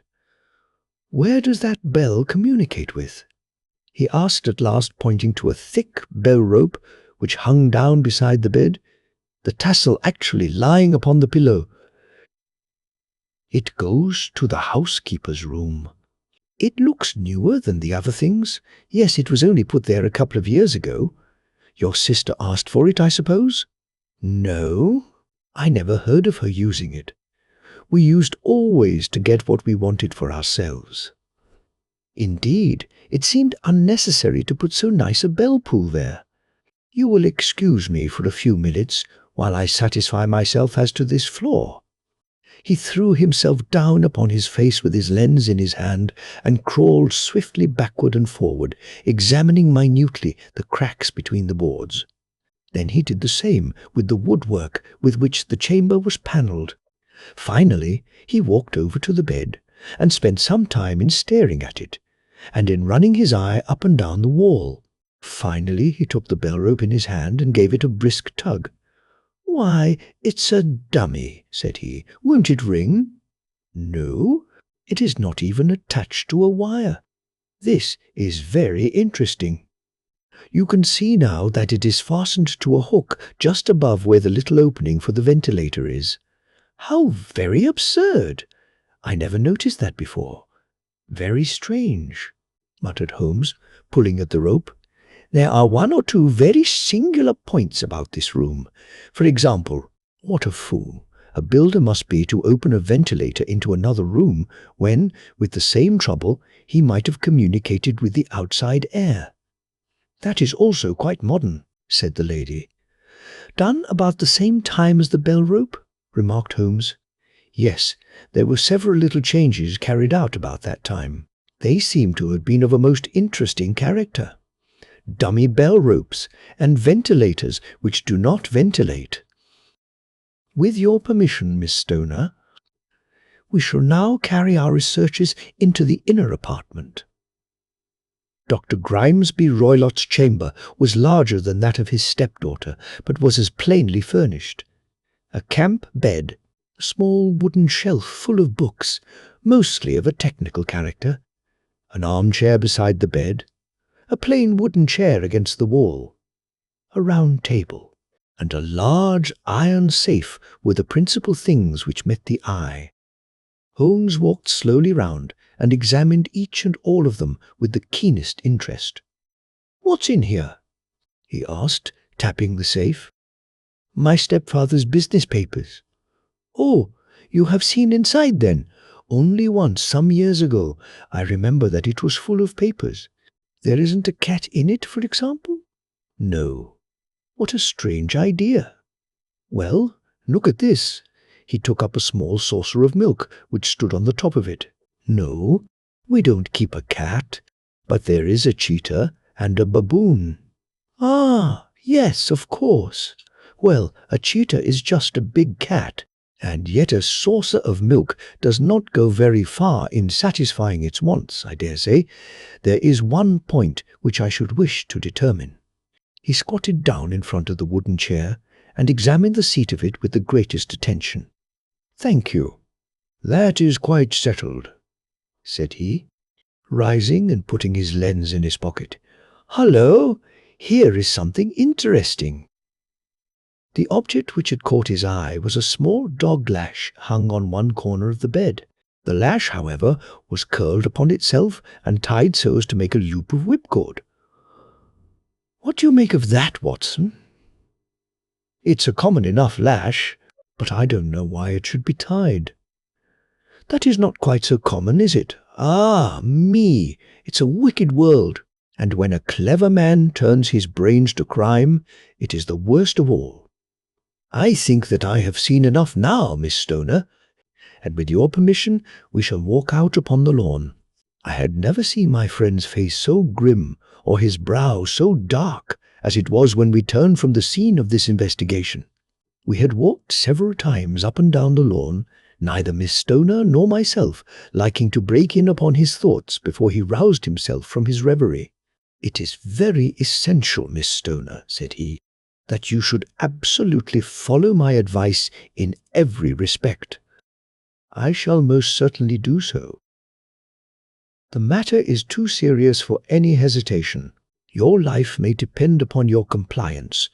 I assure you that I am in your hands. In the first place, both my friend and I must spend the night in your room." Both Miss Stoner and I gazed at him in astonishment. "Yes, it must be so. Let me explain. I believe that is the village inn over there?" "Yes." "That is the Crown?" "Very good. Your windows would be visible from there?" "Certainly. You must confine yourself to your room on pretence of a headache when your stepfather comes back. Then, when you hear him retire for the night, you must open the shutters of your window, undo the hasp, put your lamp there as a signal to us, and then withdraw quietly with everything which you are likely to want into the room which you used to occupy. I have no doubt that, in spite of the repairs, you could manage there for one night." "Oh yes, easily. The rest you will leave in our hands." "But what will you do?" "We shall spend the night in your room, and we shall investigate the cause of this noise which has disturbed you."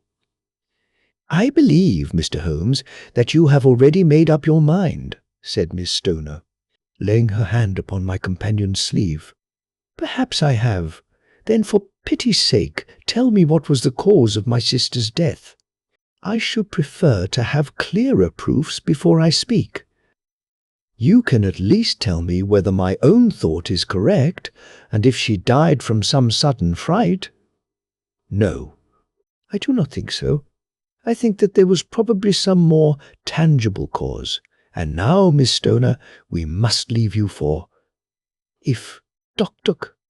Roylott returned and saw us, our journey would be in vain. Goodbye, and be brave, for if you will do what I have told you, you may rest assured that we shall soon drive away the dangers that threaten you." Sherlock Holmes and I had no difficulty in engaging the bedroom and sitting room at the Crown Inn.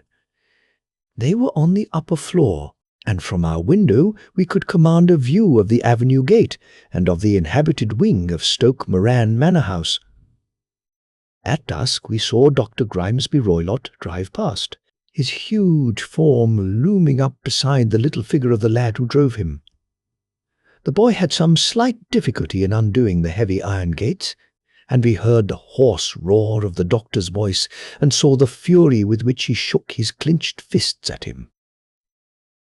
The trap drove on, and a few minutes later we saw a sudden light spring up among the trees as the lamp was lit in one of the sitting rooms. "Do you know, Watson," said Holmes as we sat together in the gathering darkness, "I have really some scruples as to taking you tonight. There is a distinct element of danger." "Can I be of assistance? Your presence might be invaluable." "Then I shall certainly come. It is very kind of you." "You speak of danger. You have evidently seen more in these rooms than was visible to me." "No, but I fancy that I may have deduced a little more. I imagine that you saw all that I did. I saw nothing remarkable save the bell rope, and what purpose that could answer, I confess, is more than I can imagine. You saw the ventilator too? Yes, but I do not think that it is such a very unusual thing to have a small opening between two rooms. It was so small that a rat could hardly pass through. I knew that we should find a ventilator before ever we came to Stoke Moran. My dear Holmes. Oh, yes, I did. You remember in her statement she said that her sister could smell Dr. Voilot's cigar. Now, of course that suggested at once that there must be a communication between the two rooms. It could only be a small one, or it would have been remarked upon at the coroner's inquiry. I deduced a ventilator. But what harm can there be in that? Well, there is at least a curious coincidence of dates. A ventilator is made, a cord is hung, and a lady who sleeps in the bed dies. Does not that strike you? I cannot as yet see any connection. Did you observe anything very peculiar about that bed? No. It was clamped to the floor. Did you ever see a bed fastened like that before? I cannot say that I have. The lady could not move her bed. It must always be in the same relative position to the ventilator and to the rope, or so we may call it, since it was clearly never meant for a bell pull. Holmes, I cried, I seem to see dimly what you are hinting at. We are only just in time to prevent some subtle and horrible crime. Subtle enough and horrible enough. When a doctor does go wrong, he is the first of criminals. He has nerve and he has knowledge. Palmer and Pritchard were among the heads of their profession. This man strikes even deeper. But I think, Watson, that we shall be able to strike deeper still. But we shall have horrors enough before the night is over. For goodness' sake, let us have a quiet pipe and turn our minds for a few hours to something more cheerful. About 9 o'clock, the light among the trees was extinguished, and all was dark in the direction of the manor house. 2 hours passed slowly away, and then, suddenly, just at the stroke of 11, a single bright light shone out right in front of us. "That is our signal," said Holmes, springing to his feet. "It comes from the middle window." As we passed out, he exchanged a few words with the landlord, explaining that we were going on a late visit to an acquaintance, and that it was possible that we might spend the night there. A moment later, we were out on the dark road, a chill wind blowing in our faces, and one yellow light twinkling in front of us through the gloom to guide us on our sombre errand. There was little difficulty in entering the grounds, for unrepaired breaches gaped in the old park wall.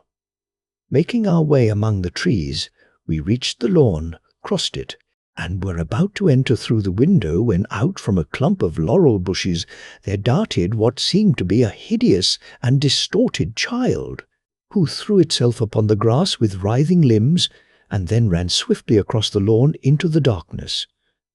"My God," I whispered, "did you see it?" Holmes was for the moment as startled as I. His hand closed like a vice upon my wrist in his agitation. Then he broke into a low laugh and put his lips to my ear. "It is a nice household," he murmured. "That is the baboon. I had forgotten the strange pets which the doctor affected. There was a cheetah, too. Perhaps we might find it upon our shoulders at any moment." I confess that I felt easier in my mind when, after following Holmes's example and slipping off my shoes, I found myself inside the bedroom. My companion noiselessly closed the shutters, moved the lamp onto the table, and cast his eyes round the room. All was as we had seen it in the daytime. Then, creeping up to me, and making a trumpet of his hand, he whispered into my ear again so gently that it was all that I could do to distinguish the words. The least sound would be fatal to our plans. I nodded to show that I had heard. We must sit without light. He would see it through the ventilator. I nodded again. Do not go asleep. Your very life may depend upon it. Have your pistol ready in case we should need it. I will sit on the side of the bed, and you in that chair." I took out my revolver and laid it on the corner of the table. Holmes had brought up a long, thin cane, and this he placed upon the bed beside him. By it he laid the box of matches and the stump of a candle.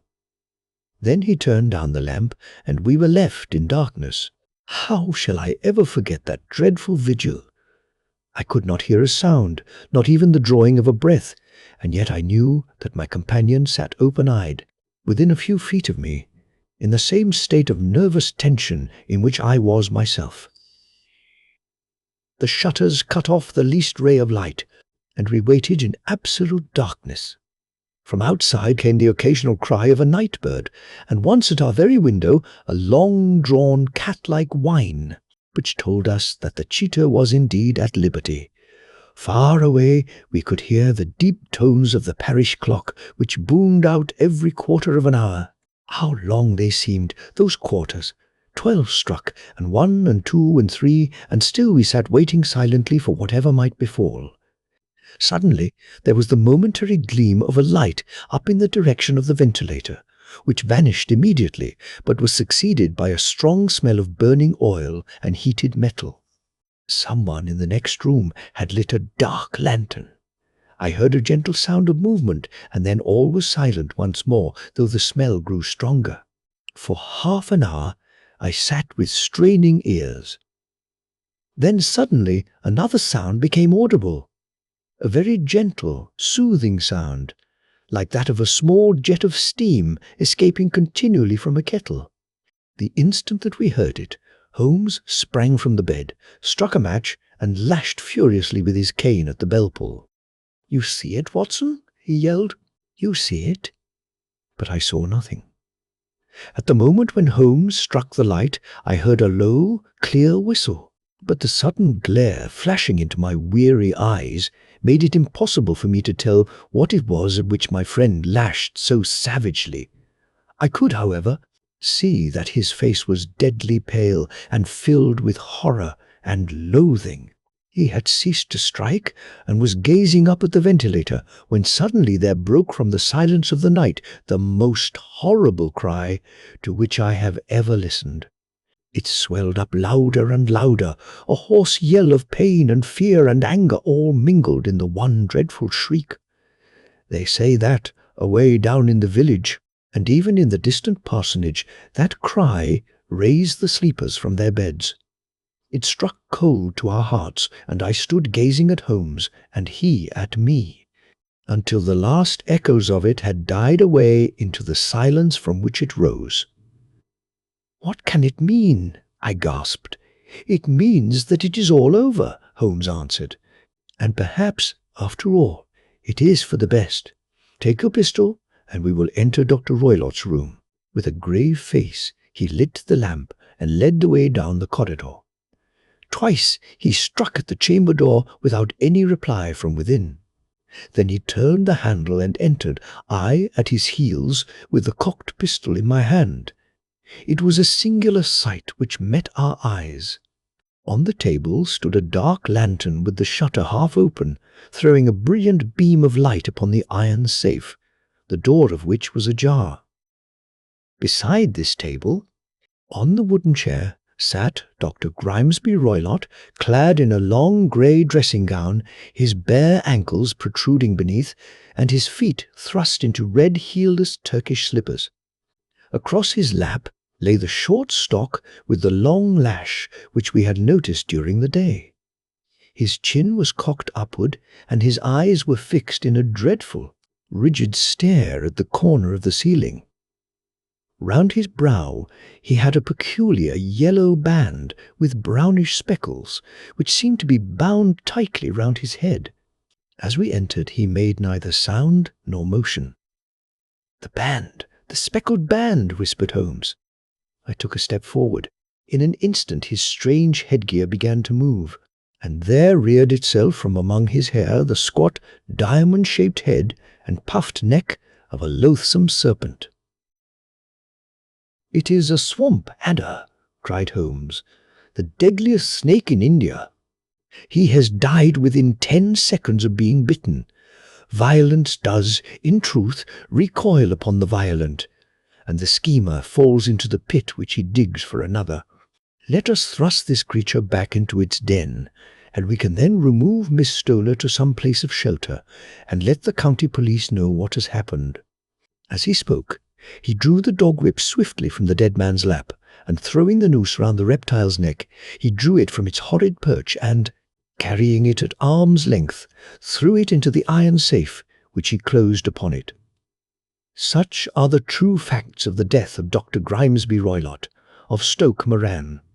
It is not necessary that I should prolong a narrative which has already run to too great a length by telling how we broke the sad news to the terrified girl, how we conveyed her by the morning train to the care of her good aunt at Harrow, of how the slow process of official inquiry came to the conclusion that the doctor met his fate while indiscreetly playing with a dangerous pet. The little which I had yet to learn of the case was told me by Sherlock Holmes as we travelled back next day. "I had," said he, "come to an entirely erroneous conclusion, which shows, my dear Watson, how dangerous it always is to reason from insufficient data. The presence of the gipsies, and the use of the word band, which was used by the poor girl, no doubt, to explain the appearance which she had caught a hurried glimpse of by the light of her match, were sufficient to put me upon an entirely wrong scent. I can only claim the merit that I instantly reconsidered my position when, however, it became clear to me that whatever danger threatened an occupant of the room could not come either from the window or the door. My attention was speedily drawn, as I have already remarked to you, to this ventilator and to the bell rope which hung down to the bed. The discovery that this was a dummy and that the bed was clamped to the floor instantly gave rise to the suspicion that the rope was there as a bridge for something passing through the hole and coming to the bed. The idea of a snake instantly occurred to me, and when I coupled it with my knowledge that the doctor was furnished with a supply of creatures from India, I felt that I was probably on the right track. The idea of using a form of poison, which could not possibly be discovered by any chemical test, was just such a one as would occur to a clever and ruthless man, who had had an Eastern training. The rapidity with which such a poison would take effect would also, from his point of view, be an advantage. It would be a sharp-eyed coroner, indeed, who could distinguish the two little dark punctures which would show where the poison fangs had done their work. Then I thought of the whistle.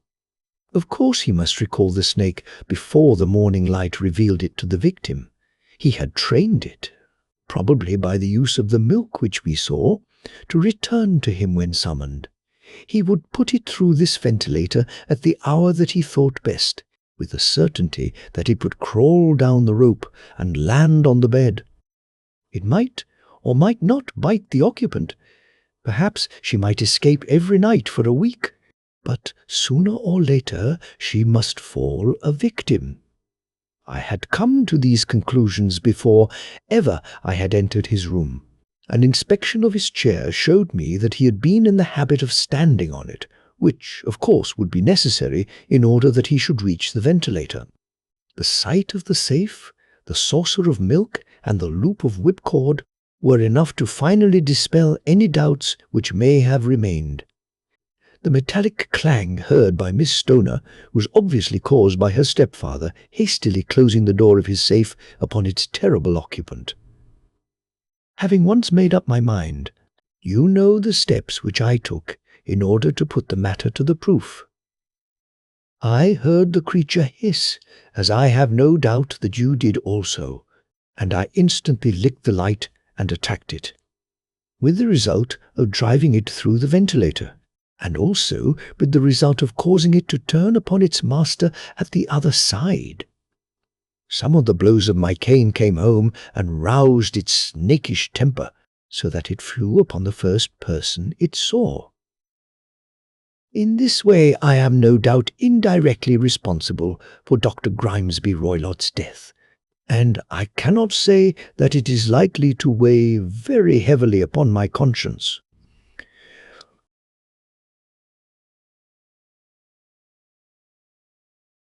The Adventure of the Engineer's Thumb.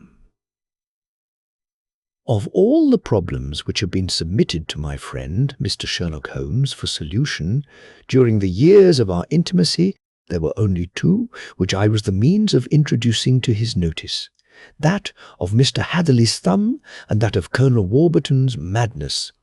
Of these, the latter may have afforded a finer field for an acute and original observer. But the other was so strange in its inception, and so dramatic in its details, that it may be the more worthy of being placed upon record, even if it gave my friend fewer openings for those deductive methods of reasoning by which he achieved such remarkable results.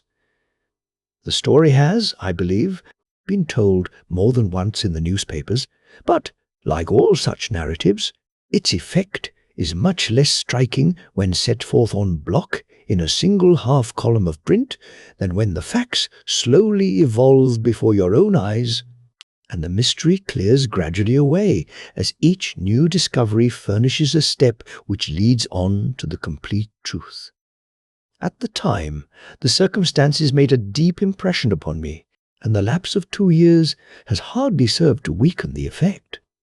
It was in the summer of '89, not long after my marriage, that the events occurred which I am now about to summarize.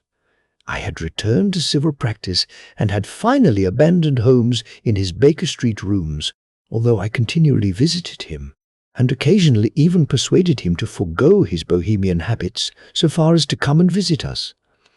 My practice had steadily increased, and as I happened to live at no very great distance from Paddington Station, I got a few patients from among the officials. One of these, whom I had cured of a painful and lingering disease, was never weary of advertising my virtues and of endeavouring to send me on every sufferer over whom he might have any influence. One morning, at a little before 7 o'clock, I was awakened by the maid tapping at the door to announce that 2 men had come from Paddington and were waiting in the consulting room.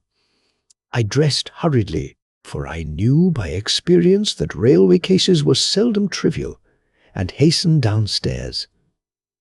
As I descended, my old ally, the guard, came out of the room and closed the door tightly behind him. "I've got him here," he whispered, jerking his thumb over his shoulder. "He's all right." "What is it, then?" I asked, for his manner suggested that it was some strange creature which he had caged up in my room. "It's a new patient," he whispered. "I thought I'd bring him round myself, then he couldn't slip away. There he is, all safe and sound. I must go now, Doctor. I have my duties, just the same as you." And off he went, this trusty tout, without even giving me time to thank him. I entered my consulting room, and found a gentleman seated by the table. He was quietly dressed in a suit of heather tweed with a soft cloth cap which he had laid down upon my books. Round one of his hands he had a handkerchief wrapped, which was mottled all over with bloodstains. He was young, not more than 25, I should say, with a strong, masculine face, but he was exceedingly pale, and gave me the impression of a man who was suffering from some strong agitation, which it took all his strength of mind to control. "I am sorry to knock you up so early, Doctor," said he, "but I have had a very serious accident during the night. I came in by train this morning, and on inquiring at Paddington as to where I might find a doctor, a worthy fellow very kindly escorted me here. I gave the maid a card, but I see that she has left it upon the side table." I took it up and glanced at it. "Mr. Victor Hatherley, hydraulic engineer, 16A, Victoria Street, 3rd floor." That was the name, style, and abode of my morning visitor. "I regret that I have kept you waiting," said I, sitting down in my library chair. You are fresh from a night journey, I understand, which is in itself a monotonous occupation." "Oh, my night could not be called monotonous," said he, and laughed. He laughed very heartily, with a high, ringing note, leaning back in his chair and shaking his sides. All my medical instincts rose up against that laugh. "Stop it," I cried. "Pull yourself together." And I poured out some water from a carafe. It was useless, however. He was off in one of those hysterical outbursts which come upon a strong nature when some great crisis is over and gone. Presently he came to himself once more, very weary and pale-looking. "I have been making a fool of myself," he gasped. "Not at all. Drink this."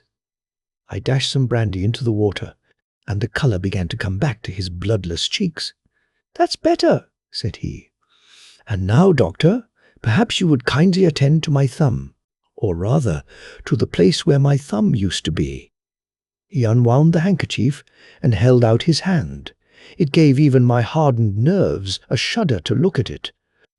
There were 4 protruding fingers and a horrid, red, spongy surface where the thumb should have been. It had been hacked or torn right out from the roots. "Good heavens!" I cried. "This is a terrible injury. It must have bled considerably." Yes, it did. I fainted when it was done, and I think that I must have been senseless for a long time. When I came to, I found that it was still bleeding, so I tied one end of my handkerchief very tightly round the wrist and braced it up with a twig.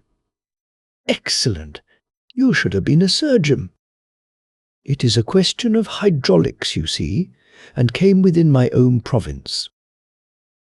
"This has been done," said I, examining the wound, "by a very heavy and sharp instrument." "A thing like a cleaver," said he. "An accident, I presume." "By no means." "What?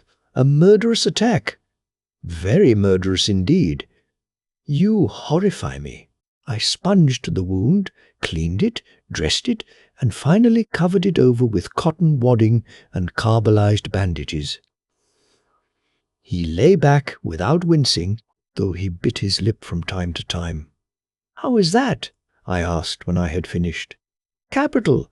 Between your brandy and your bandage, I feel a new man. I was very weak, but I have had a good deal to go through. Perhaps you had better not speak of the matter. It is evidently trying to your nerves." "Oh, no. Not now. I shall have to tell my tale to the police, but, between ourselves, if it were not for the convincing evidence of this wound of mine, I should be surprised if they believed my statement, for it is a very extraordinary one, and I have not much in the way of proof with which to back it up.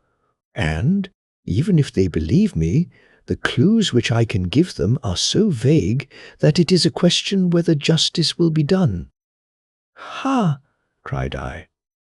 "If it is anything in the nature of a problem which you desire to see solved, I should strongly recommend you to come to my friend, Mr. Sherlock Holmes, before you go to the official police."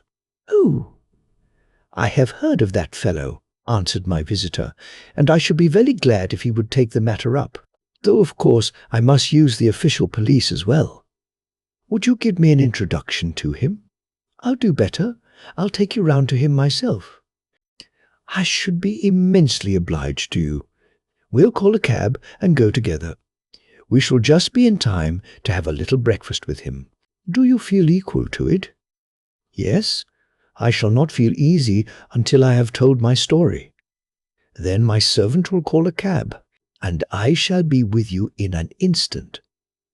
I rushed upstairs, explained the matter shortly to my wife, and in 5 minutes was inside a hansom, driving with my new acquaintance to Baker Street.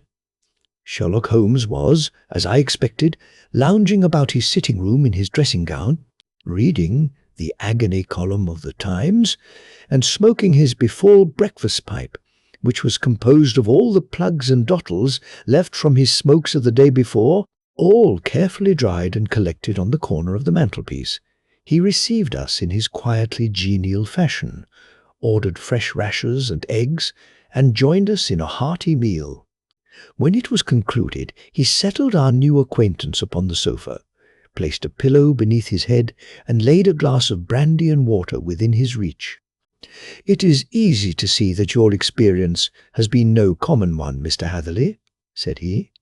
"Pray, lie down there and make yourself absolutely at home. Tell us what you can, but stop when you are tired, and keep up your strength with a little stimulant." "Thank you," said my patient, "but I have felt another man since the doctor bandaged me, and I think that your breakfast has completed the cure.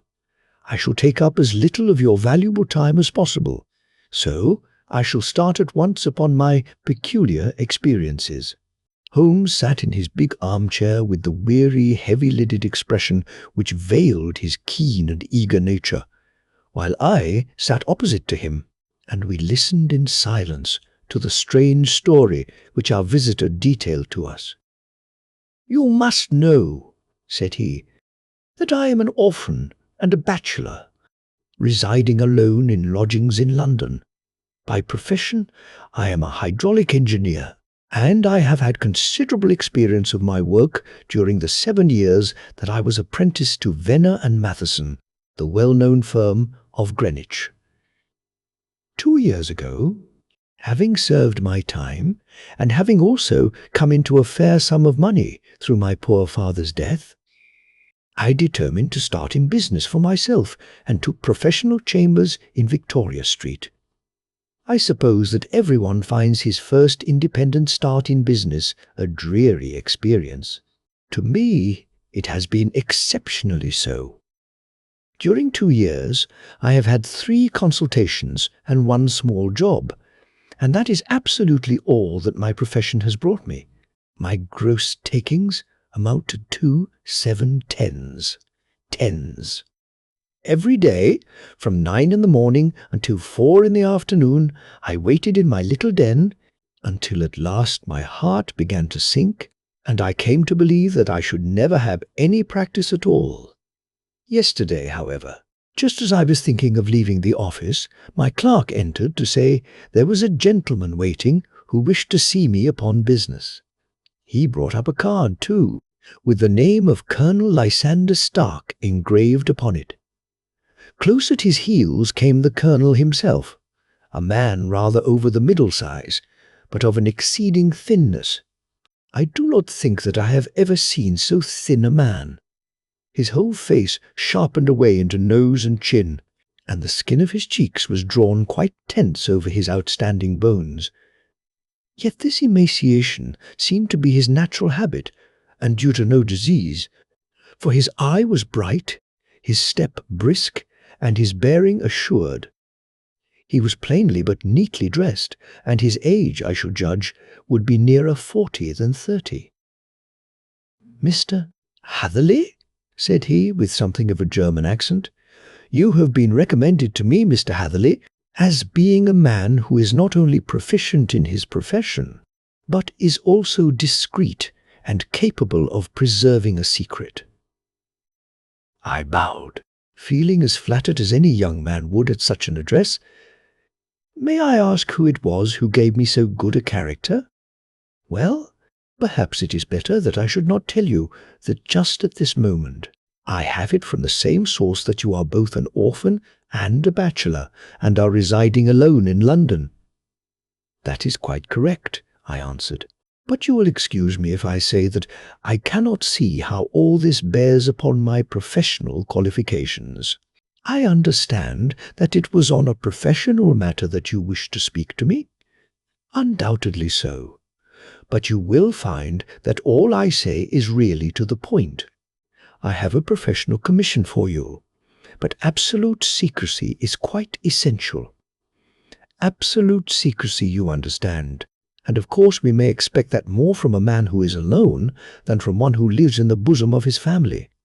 If I promise to keep a secret," said I, "you may absolutely depend upon my doing so." He looked very hard at me as I spoke, and it seemed to me that I had never seen so suspicious and questioning an eye. "Do you promise, then?" said he at last. "Yes, I promise." Absolute and complete silence before, during, and after. No reference to the matter at all, either in word or writing. "I have already given you my word." "Very good." He suddenly sprang up, and darting like lightning across the room, he flung open the door. The passage outside was empty. "That's all right," said he, coming back. "I know that clerks are sometimes curious as to their master's affairs. Now we can talk in safety." He drew up his chair very close to mine and began to stare at me again with the same questioning and thoughtful look. A feeling of repulsion, and of something akin to fear, had begun to rise within me at the strange antics of this fleshless man. Even my dread of losing a client could not restrain me from showing my impatience. "I beg that you will state your business, sir," said I. "My time is of value." Heaven forgive me for that last sentence, but the words came to my lips. "How would 50 guineas for a night's work suit you?" he asked, most admirably. "I say a night's work, but an hour's would be nearer the mark. I simply want your opinion about a hydraulic stamping machine which has got out of gear. If you'll show us what is wrong, we shall soon set it right ourselves. What do you think of such a commission as that?" "The work appears to be light and the pay munificent." "Precisely so. We shall want you to come tonight by the last train." "Where to?" "To Iford in Berkshire. It is a little place near the borders of Oxfordshire, and within 7 miles of Reading. There is a train from Paddington which would bring you there at about 11,115. "Very good. I shall come down in a carriage to meet you." "There is a drive, then?" "Yes. Our little place is quite out in the country. It is a good 7 miles from Iford station. Then we can hardly get there before midnight. I suppose there would be no chance of a train back. I should be compelled to stop the night." "Yes, we could easily give you a shakedown." "That is very awkward. Could I not come at some more convenient hour?" "We have judged it best that you should come late. It is to recompense you for any inconvenience that we are paying to you, a young and unknown man, a fee which would buy an opinion from the very heads of your profession. Still, of course, if you would like to draw out of the business, there is plenty of time to do so.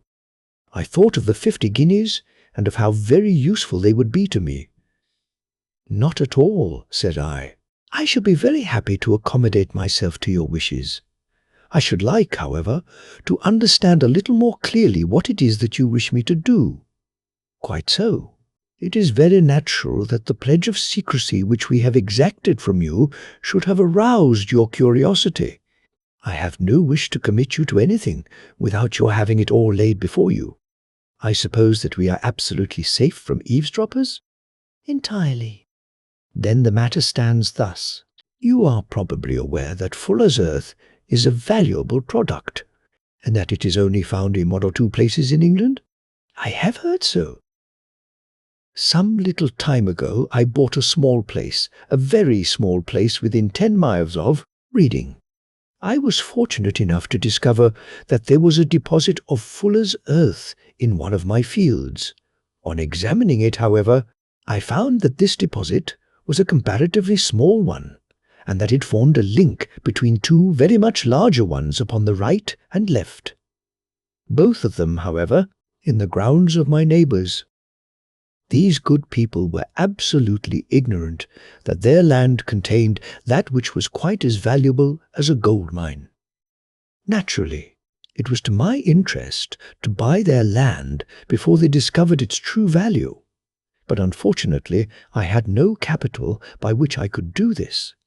I took a few of my friends into the secret, however, and they suggested that we should quietly and secretly work our own little deposit, and that in this way we should earn the money which would enable us to buy the neighbouring fields.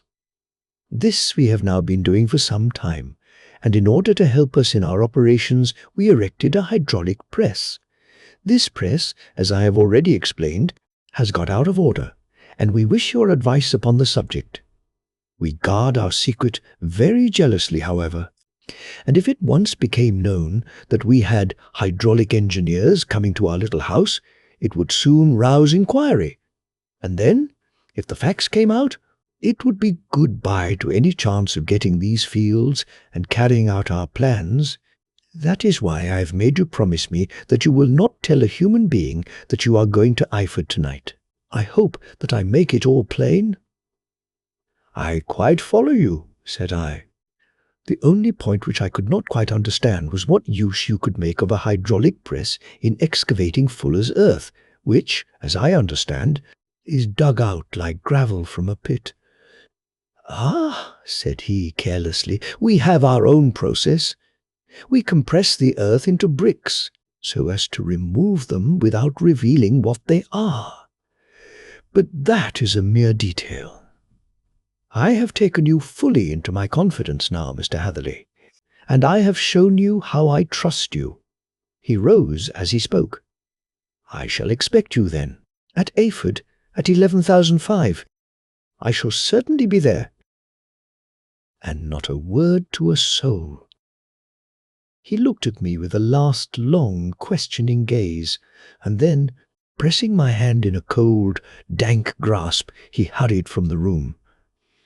Well, when I came to think it all over in cool blood, I was very much astonished, as you may both think, at this sudden commission which had been entrusted to me. On the one hand, of course, I was glad, for the fee was at least tenfold what I should have asked had I set a price upon my own services, and it was possible that this order might lead to other ones. On the other hand, the face and manner of my patron had made an unpleasant impression upon me, and I could not think that his explanation of the fuller's earth was sufficient to explain the necessity for my coming at midnight, and his extreme anxiety lest I should tell anyone of my errand. However, I threw all fears to the winds, ate a hearty supper, drove to Paddington, and started off, having obeyed to the letter the injunction as to holding my tongue. At Reading, I had to change not only my carriage, but my station. However, I was in time for the last train to Eyford, and I reached the little dim-lit station after 11 o'clock. I was the only passenger who got out there, and there was no one upon the platform save a single sleepy porter with a lantern. As I passed out through the wicket gate, however, I found my acquaintance of the morning waiting in the shadow upon the other side. Without a word, he grasped my arm and hurried me into a carriage, the door of which was standing open. He drew up the windows on either side, tapped on the woodwork, and away we went as fast as the horse could go. "One horse?" interjected Holmes. "Yes, only one. Did you observe the colour?" "Yes, I saw it by the side lights when I was stepping into the carriage. It was a chestnut, tired-looking or fresh. Oh, fresh and glossy. Thank you. I am sorry to have interrupted you. Pray continue your most interesting statement." Away we went then, and we drove for at least an hour. Colonel Lysander Stark had said that it was only 7 miles, but I should think, from the rate that we seemed to go, and from the time that we took, that it must have been nearer 12. He sat at my side in silence all the time, and I was aware, more than once when I glanced in his direction, that he was looking at me with great intensity. The country roads seemed to be not very good in that part of the world, for we lurched and jolted terribly. I tried to look out of the windows to see something of where we were, but they were made of frosted glass, and I could make out nothing save the occasional bright blur of a passing light. Now and then I hazarded some remark to break the monotony of the journey, but the colonel answered only in monosyllables, and the conversation soon flagged. At last, however, the bumping of the road was exchanged for the crisp smoothness of a gravel drive, and the carriage came to a stand. Colonel Lysander Stark sprang out and, as I followed after him, pulled me swiftly into a porch which gaped in front of us. We stepped, as it were, right out of the carriage and into the hall, so that I failed to catch the most fleeting glance of the front of the house. The instant that I had crossed the threshold, the door slammed heavily behind us, and I heard faintly the rattle of the wheels as the carriage drove away. It was pitch dark inside the house, and the Colonel fumbled about looking for matches and muttering under his breath. Suddenly, a door opened at the other end of the passage, and a long golden bar of light shot out in our direction. It grew broader, and a woman appeared with a lamp in her hand, which she held above her head, pushing her face forward and peering at us. I could see that she was pretty, and from the gloss with which the light shone upon her dark dress, I knew that it was a rich material. She spoke a few words in a foreign tongue, in a tone as though asking a question, and when my companion answered in a gruff monosyllable, she gave such a start that the lamp nearly fell from her hand. Colonel Stark went up to her, whispered something in her ear, and then, pushing her back into the room from whence she had come, he walked towards me again with the lamp in his hand. "Perhaps you will have the kindness to wait in this room for a few minutes," said he, throwing open another door. It was a quiet, little, plainly furnished room, with a round table in the centre, on which several German books were scattered. Colonel Stark laid down the lamp on the top of a harmonium beside the door. "I shall not keep you waiting an instant," said he, and vanished into the darkness. I glanced at the books upon the table, and in spite of my ignorance of German, I could see that 2 of them were treatises on science, the others being volumes of poetry. Then I walked across to the window, hoping that I might catch some glimpse of the countryside, but an oak shutter, heavily barred, was folded across it. It was a wonderfully silent house. There was an old clock ticking loudly somewhere in the passage, but otherwise everything was deadly still. A vague feeling of uneasiness began to steal over me. Who were these German people? And what were they doing living in this strange, out-of-the-way place? And where was the place? I was 10 miles or so from Eyford. That was all I knew. But whether north, south, east, or west, I had no idea. For that matter, Reading, and possibly other large towns, were within that radius, so the place might not be so secluded, after all. Yet it was quite certain, from the absolute stillness, that we were in the country. I paced up and down the room, humming the tune under my breath to keep up my spirits, and feeling that I was thoroughly earning my 50-guinea fee. Suddenly, without any preliminary sound, in the midst of the utter stillness, the door of my room swung slowly open. The woman was standing in the aperture, the darkness of the hall behind her, the yellow light from my lamp beating upon her eager and beautiful face. I could see at a glance that she was sick with fear, and the sight sent a chill to my own heart. She held up one shaking finger to warn me to be silent, and she shot a few whispered words of broken English at me, her eyes glancing back, like those of a frightened horse, into the gloom behind her. "I would go," said she, trying hard, as it seemed to me, to speak calmly. "I would go. I should not stay here. There is no good for you to do." "But, madam," said I have not yet done what I came for. I cannot possibly leave until I have seen the machine." "It is not worth your while to wait," she went on. "You can pass through the door. No one hinders." And then, seeing that I smiled and shook my head, she suddenly threw aside her constraint and made a step forward, with her hands wrung together. "For the love of heaven," she whispered, "get away from here before it is too late." But I am somewhat headstrong by nature, and the more ready to engage in an affair when there is some obstacle in the way.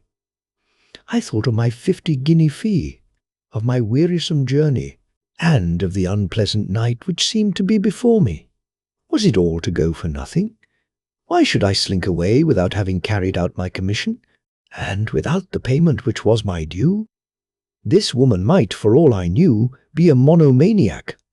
With a stout bearing, therefore, though her manner had shaken me more than I cared to confess, I still shook my head and declared my intention of remaining where I was. She was about to renew her entreaties when a door slammed overhead, and the sound of several footsteps was heard upon the stairs. She listened for an instant, threw up her hands with a despairing gesture, and vanished as suddenly and as noiselessly as she had come. The newcomers were Colonel Lysander Stark and a short, thick man with a chinchilla beard growing out of the creases of his double chin, who was introduced to me as Mr. Ferguson. "This is my secretary and manager," said the colonel. "By the way, I was under the impression that I left this door shut just now. I fear that you have felt the draught." "On the contrary," said I opened the door myself because I felt the room to be a little close. He shot one of his suspicious looks at me. "Perhaps we had better proceed to business. Then," said he, "Mr. Ferguson and I will take you up to see the machine. I had better put my hat on, I suppose?" "Oh, no, it is in the house." "What? You dig fuller's earth in the house?" "No, no. This is only where we compress it. But never mind that. All we wish you to do is to examine the machine and to let us know what is wrong with it." We went upstairs together, the colonel first with the lamp, the fat manager and I behind him. It was a labyrinth of an old house with corridors, passages, narrow winding staircases, and little low doors, the thresholds of which were hollowed out by the generations who had crossed them. There were no carpets and no signs of any furniture above the ground floor, while the plaster was peeling off the walls and the damp was breaking through in green, unhealthy blotches. I tried to put on as unconcerned an air as possible, but I had not forgotten the warnings of the lady, even though I disregarded them, and I kept a keen eye upon my two companions. Ferguson appeared to be a morose and silent man, but I could see from the little that he said that he was at least a fellow countryman. Colonel Lysander Stark stopped at last before a low door, which he unlocked. Within was a small, square room, in which the three of us could hardly get at one time. Ferguson remained outside, and the colonel ushered me in. "We are now," said he, "actually within the hydraulic press, and it would be a particularly unpleasant thing for us if anyone were to turn it on. The ceiling of this small chamber is really the end of the descending piston, and it comes down with the force of many tons upon this metal floor. There are small lateral columns of water outside which receive the force, and which transmit and multiply it in the manner which is familiar to you. The machine goes readily enough, but there is some stiffness in the working of it, and it has lost a little of its force. Perhaps you will have the goodness to look it over and to show us how we can set it right." I took the lamp from him, and I examined the machine very thoroughly. It was indeed a gigantic one, and capable of exercising enormous pressure. When I passed outside, however, and pressed down the levers which controlled it, I knew at once by the whooshing sound that there was a slight leakage which allowed a regurgitation of water through one of the side cylinders. An examination showed that one of the india rubber bands, which was round the head of a driving rod, had shrunk so as not quite to fill the socket along which it worked. This was clearly the cause of the loss of power, and I pointed it out to my companions, who followed my remarks very carefully and asked several practical questions as to how they should proceed to set it right. When I had made it clear to them, I returned to the main chamber of the machine and took a good look at it to satisfy my own curiosity. It was obvious at a glance that the story of the fuller's earth was the merest fabrication, for it would be absurd to suppose that so powerful an engine could be designed for so inadequate a purpose. The walls were of wood, but the floor consisted of a large iron trough, and when I came to examine it, I could see a crust of metallic deposit all over it. I had stooped and was scraping at this to see exactly what it was, when I heard a muttered exclamation in German and saw the cadaverous face of the colonel looking down at me. "What are you doing there?" he asked. I felt angry at having been tricked by so elaborate a story as that which he had told me. "I was admiring your fuller's earth," said I. "I think that I should be better able to advise you as to your machine if I knew what the exact purpose was for which it was used." The instant that I uttered the words, I regretted the rashness of my speech. His face set hard, and a baleful light sprang up in his grey eyes. "Very well," said he, "you shall know all about the machine." He took a step backward, slammed the little door, and turned the key in the lock. I rushed towards it and pulled at the handle, but it was quite secure and did not give in the least to my kicks and shoves. "Hello!" I yelled. "Hello! Colonel, let me out!" And then suddenly in the silence I heard a sound which sent my heart into my mouth. It was the clank of the levers and the swish of the leaking cylinder. He had set the engine at work. The lamp still stood upon the floor where I had placed it when examining the trough. By its light, I saw that the black ceiling was coming down upon me, slowly, jerkily, but, as none knew better than myself, with a force which must within a minute grind me to a shapeless pulp. I threw myself screaming against the door and dragged with my nails at the lock. I implored the colonel to let me out, but the remorseless clanking of the levers drowned my cries. The ceiling was only a foot or two above my head, and with my hand upraised I could feel its hard, rough surface. Then it flashed through my mind that the pain of my death would depend very much upon the position in which I met it. If I lay on my face, the weight would come upon my spine, and I shuddered to think of that dreadful snap. Easier the other way, perhaps, and yet had I the nerve to lie and look up at that deadly black shadow wavering down upon me? Already I was unable to stand erect, when my eye caught something which brought a gush of hope back to my heart. I have said that though the floor and ceiling were of iron, the walls were of wood. As I gave a last hurried glance around, I saw a thin line of yellow light between two of the boards, which broadened and broadened as a small panel was pushed backward. For an instant I could hardly believe that here was indeed a door which led away from death. The next instant I threw myself through, and lay half fainting upon the other side. The panel had closed again behind me, but the crash of the lamp, and a few moments afterwards the clang of the two slabs of metal, told me how narrow had been my escape. I was recalled to myself by a frantic plucking at my wrist, and I found myself lying upon the stone floor of a narrow corridor, while a woman bent over me and tugged at me with her left hand, while she held a candle in her right. It was the same good friend whose warning I had so foolishly rejected. "Come, come," she cried breathlessly. "They will be here in a moment. They will see that you are not there. Oh, do not waste the so precious time, but come." This time, at least, I did not scorn her advice. I staggered to my feet and ran with her along the corridor and down a winding stair. The latter led to another broad passage, and just as we reached it, we heard the sound of running feet and the shouting of two voices, one answering the other from the floor on which we were and from the one beneath. My guide stopped and looked about her like one who is at her wit's end. Then she threw open a door which led into a bedroom, through the window of which the moon was shining brightly.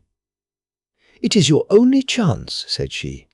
"It is high, but it may be that you can jump it." As she spoke, a light sprang into view at the further end of the passage, and I saw the lean figure of Colonel Lysander Stark, rushing forward with a lantern in one hand and a weapon like a butcher's cleaver in the other. I rushed across the bedroom, flung open the window, and looked out. How quiet and sweet and wholesome the garden looked in the moonlight, and it could not be more than 30 feet down. I clambered out upon the sill, but I hesitated to jump until I should have heard what passed between my saviour and the ruffian who pursued me. If she were ill-used, then at any risks I was determined to go back to her assistance. The thought had hardly flashed through my mind before he was at the door, pushing his way past her, but she threw her arms round him and tried to hold him back. "Fritz! Fritz!" she cried in English. "Remember your promise after the last time. You said it should not be again. He will be silent. Oh, he will be silent." "You are mad, Elise," he shouted, struggling to break away from her. "You will be the ruin of us. He has seen too much. Let me pass, I say." He dashed her to one side and, rushing to the window, cut at me with his heavy weapon. I had let myself go and was hanging by the hands to the sill when his blow fell. I was conscious of a dull pain. My grip loosened, and I fell into the garden below. I was shaken but not hurt by the fall. So I picked myself up and rushed off among the bushes as hard as I could run, for I understood that I was far from being out of danger yet. Suddenly, however, as I ran, a deadly dizziness and sickness came over me. I glanced down at my hand, which was throbbing painfully, and then, for the first time, saw that my thumb had been cut off and that the blood was pouring from my wound. I endeavoured to tie my handkerchief round it, but there came a sudden buzzing in my ears, and next moment I fell in a dead faint among the rose bushes. How long I remained unconscious I cannot tell. It must have been a very long time, for the moon had sunk and a bright morning was breaking when I came to myself. My clothes were all sodden with dew, and my coat sleeve was drenched with blood from my wounded thumb. The smarting of it recalled in an instant all the particulars of my night's adventure, and I sprang to my feet with the feeling that I might hardly yet be safe from my pursuers. But to my astonishment, when I came to look round me, neither house nor garden were to be seen. I had been lying in an angle of the hedge close by the high road, and just a little lower down was a long building, which proved, upon my approaching it, to be the very station at which I had arrived upon the previous night. Were it not for the ugly wound upon my hand, all that had passed during those dreadful hours might have been an evil dream. Half dazed, I went into the station and asked about the morning train. There would be one to Reading in less than an hour. The same porter was on duty, I found, as had been there when I arrived. I inquired of him whether he had ever heard of Colonel Lysander Stark. The name was strange to him. Had he observed a carriage the night before waiting for me? No, he had not. Was there a police station anywhere near? There was one about 3 miles off. It was too far for me to go, weak and ill as I was. I determined to wait until I got back to town before telling my story to the police. It was a little past 6 when I arrived, so I went first to have my wound dressed, and then the doctor was kind enough to bring me along here. I put the case into your hands and shall do exactly what you advise." We both sat in silence for some little time after listening to this extraordinary narrative. Then Sherlock Holmes pulled down from the shelf one of the ponderous commonplace books in which he placed his cuttings. "Here is an advertisement which will interest you," said he. It appeared in all the papers about a year ago. "Listen to this. Lost on the 9th inst. Mr. Jeremiah Hayling, aged 26, a hydraulic engineer. Left his lodgings at 10 o'clock at night and has not been heard of since. Was dressed in, etc., etc." Ha! That represents the last time that the Colonel needed to have his machine overhauled, I fancy. "Good heavens!" cried my patient. Then that explains what the girl said. Undoubtedly, it is quite clear that the colonel was a cool and desperate man who was absolutely determined that nothing should stand in the way of his little game, like those out-and-out pirates who will leave no survivor from a captured ship. Well, every moment now is precious, so if you feel equal to it, we shall go down to Scotland Yard at once as a preliminary to starting for Eyford. Some 3 hours or so afterwards, we were all in the train together, bound from Reading to the little Berkshire village. There were Sherlock Holmes, the hydraulic engineer, Inspector Bradstreet of Scotland Yard, a plain-clothes man, and myself. Bradstreet had spread an ordnance map of the county out upon the seat and was busy with his compasses drawing a circle with Eyford for its centre. "There you are," said he. "That circle is drawn at a radius of 10 miles from the village. The place we want must be somewhere near that line. You said 10 miles, I think, sir. It was an hour's good drive."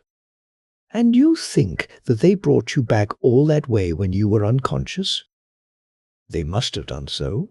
I have a confused memory, too, of having been lifted and conveyed somewhere." "What I cannot understand," said I, "is why they should have spared you when they found you lying fainting in the garden. Perhaps the villain was softened by the woman's entreaties." "I hardly think that likely. I never saw a more inexorable face in my life." "Oh, we shall soon clear up all that," said Bradstreet. "Well, I have drawn my circle, and I only wish I knew at what point upon it the folk that we are in search of are to be found." "I think I could lay my finger on it," said Holmes quietly. "Really now," cried the inspector, "you have formed your opinion. Come now, we shall see who agrees with you." "I say it is south, for the country is more deserted there." "And I say east," said my patient. "I am for west," remarked the plain-clothes man. "There are several quiet little villages out there." "And I am for north," said I, "because there are no hills there." "And our friend says that he did not notice the carriage go up any." "Come," cried the inspector, laughing, "it's a very pretty diversity of opinion. We have boxed the compass among us. Who do you give your casting vote to?" "You are all wrong." "But we can't all be." "Oh, yes, you can. This is my point." He placed his finger in the centre of the circle. "This is where we shall find them." "But the 12-mile drive?" gasped Hatherley. 6 out and 6 back. Nothing simpler. You say yourself that the horse was fresh and glossy when you got in. How could it be that if it had gone 12 miles over heavy roads? "Indeed, it is a likely ruse enough," observed Bradstreet thoughtfully. "Of course there can be no doubt as to the nature of this gang." "None at all," said Holmes. "They are coiners on a large scale and have used the machine to form the amalgam which has taken the place of silver." "We have known for some time that a clever gang was at work," said the inspector. "They have been turning out half-crowns by the thousand. We even traced them as far as Reading, but could get no farther, for they had covered their traces in a way that showed that they were very old hands. But now, thanks to this lucky chance, I think that we have got them right enough." But the inspector was mistaken, for those criminals were not destined to fall into the hands of justice. As we rolled into Eyford Station, we saw a gigantic column of smoke, which streamed up from behind a small clump of trees in the neighbourhood and hung like an immense ostrich, feather over the landscape. "A house on fire?" asked Bradstreet, as the train steamed off again on its way. "Yes, sir," said the station master. "When did it break out?" "I hear that it was during the night, sir. But it has got worse, and the whole place is in a blaze." "Whose house is it?" "Dr. Bescher's." "Tell me," broke in the engineer, "is Dr. Bescher a German, very thin, with a long, sharp nose?" The station master laughed heartily. "No, sir. Dr. Bescher is an Englishman. and there isn't a man in the parish who has a better lined waistcoat. But he has a gentleman staying with him, a patient, as I understand, who is a foreigner, and he looks as if a little good Berkshire beef would do him no harm." The station master had not finished his speech before we were all hastening in the direction of the fire. The road topped a low hill, and there was a great widespread whitewashed building in front of us, spouting fire at every chink and window, while in the garden in front 3 fire engines were vainly striving to keep the flames under. "That's it!" cried Hatherley in intense excitement. "There is the gravel drive, and there are the rose bushes where I lay. That second window is the one that I jumped from." "Well, at least," said Holmes, "you have had your revenge upon them. There can be no question that it was your oil lamp which, when it was crushed in the press, set fire to the wooden walls, though no doubt they were too excited in the chase after you to observe it at the time. Now keep your eyes open in this crowd for your friends of last night, though I very much fear that they are a good 100 miles off by now." And Holmes's fears came to be realized, for from that day to this no word has ever been heard either of the beautiful woman, the sinister German, or the morose Englishman. Early that morning a peasant had met a cart containing several people and some very bulky boxes driving rapidly in the direction of Reading, but there all traces of the fugitives disappeared, and even Holmes's ingenuity failed ever to discover the least clue as to their whereabouts. The firemen had been much perturbed at the strange arrangements which they had found within, and still more so by discovering a newly severed human thumb upon a window-sill of the second floor.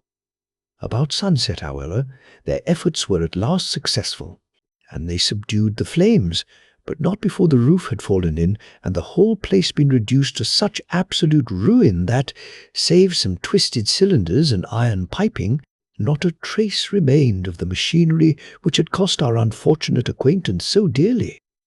Large masses of nickel and of tin were discovered stored in an outhouse, but no coins were to be found, which may have explained the presence of those bulky boxes which have been already referred to. How our hydraulic engineer had been conveyed from the garden to the spot where he recovered his senses might have remained forever a mystery were it not for the soft mould which told us a very plain tale. He had evidently been carried down by 2 persons, one of whom had remarkably small feet and the other unusually large ones. On the whole, it was most probable that the silent Englishman, being less bold or less murderous than his companion, had assisted the woman to bear the unconscious man out of the way of danger. "Well," said our engineer ruefully as we took our seats to return once more to London, "it has been a pretty business for me. I have lost my thumb, and I have lost a 50-guinea fee, and what have I gained?" "Experience," said Holmes, laughing. "Indirectly it may be of value, you know. You have only to put it into words to gain the reputation of being excellent company for the remainder of your existence."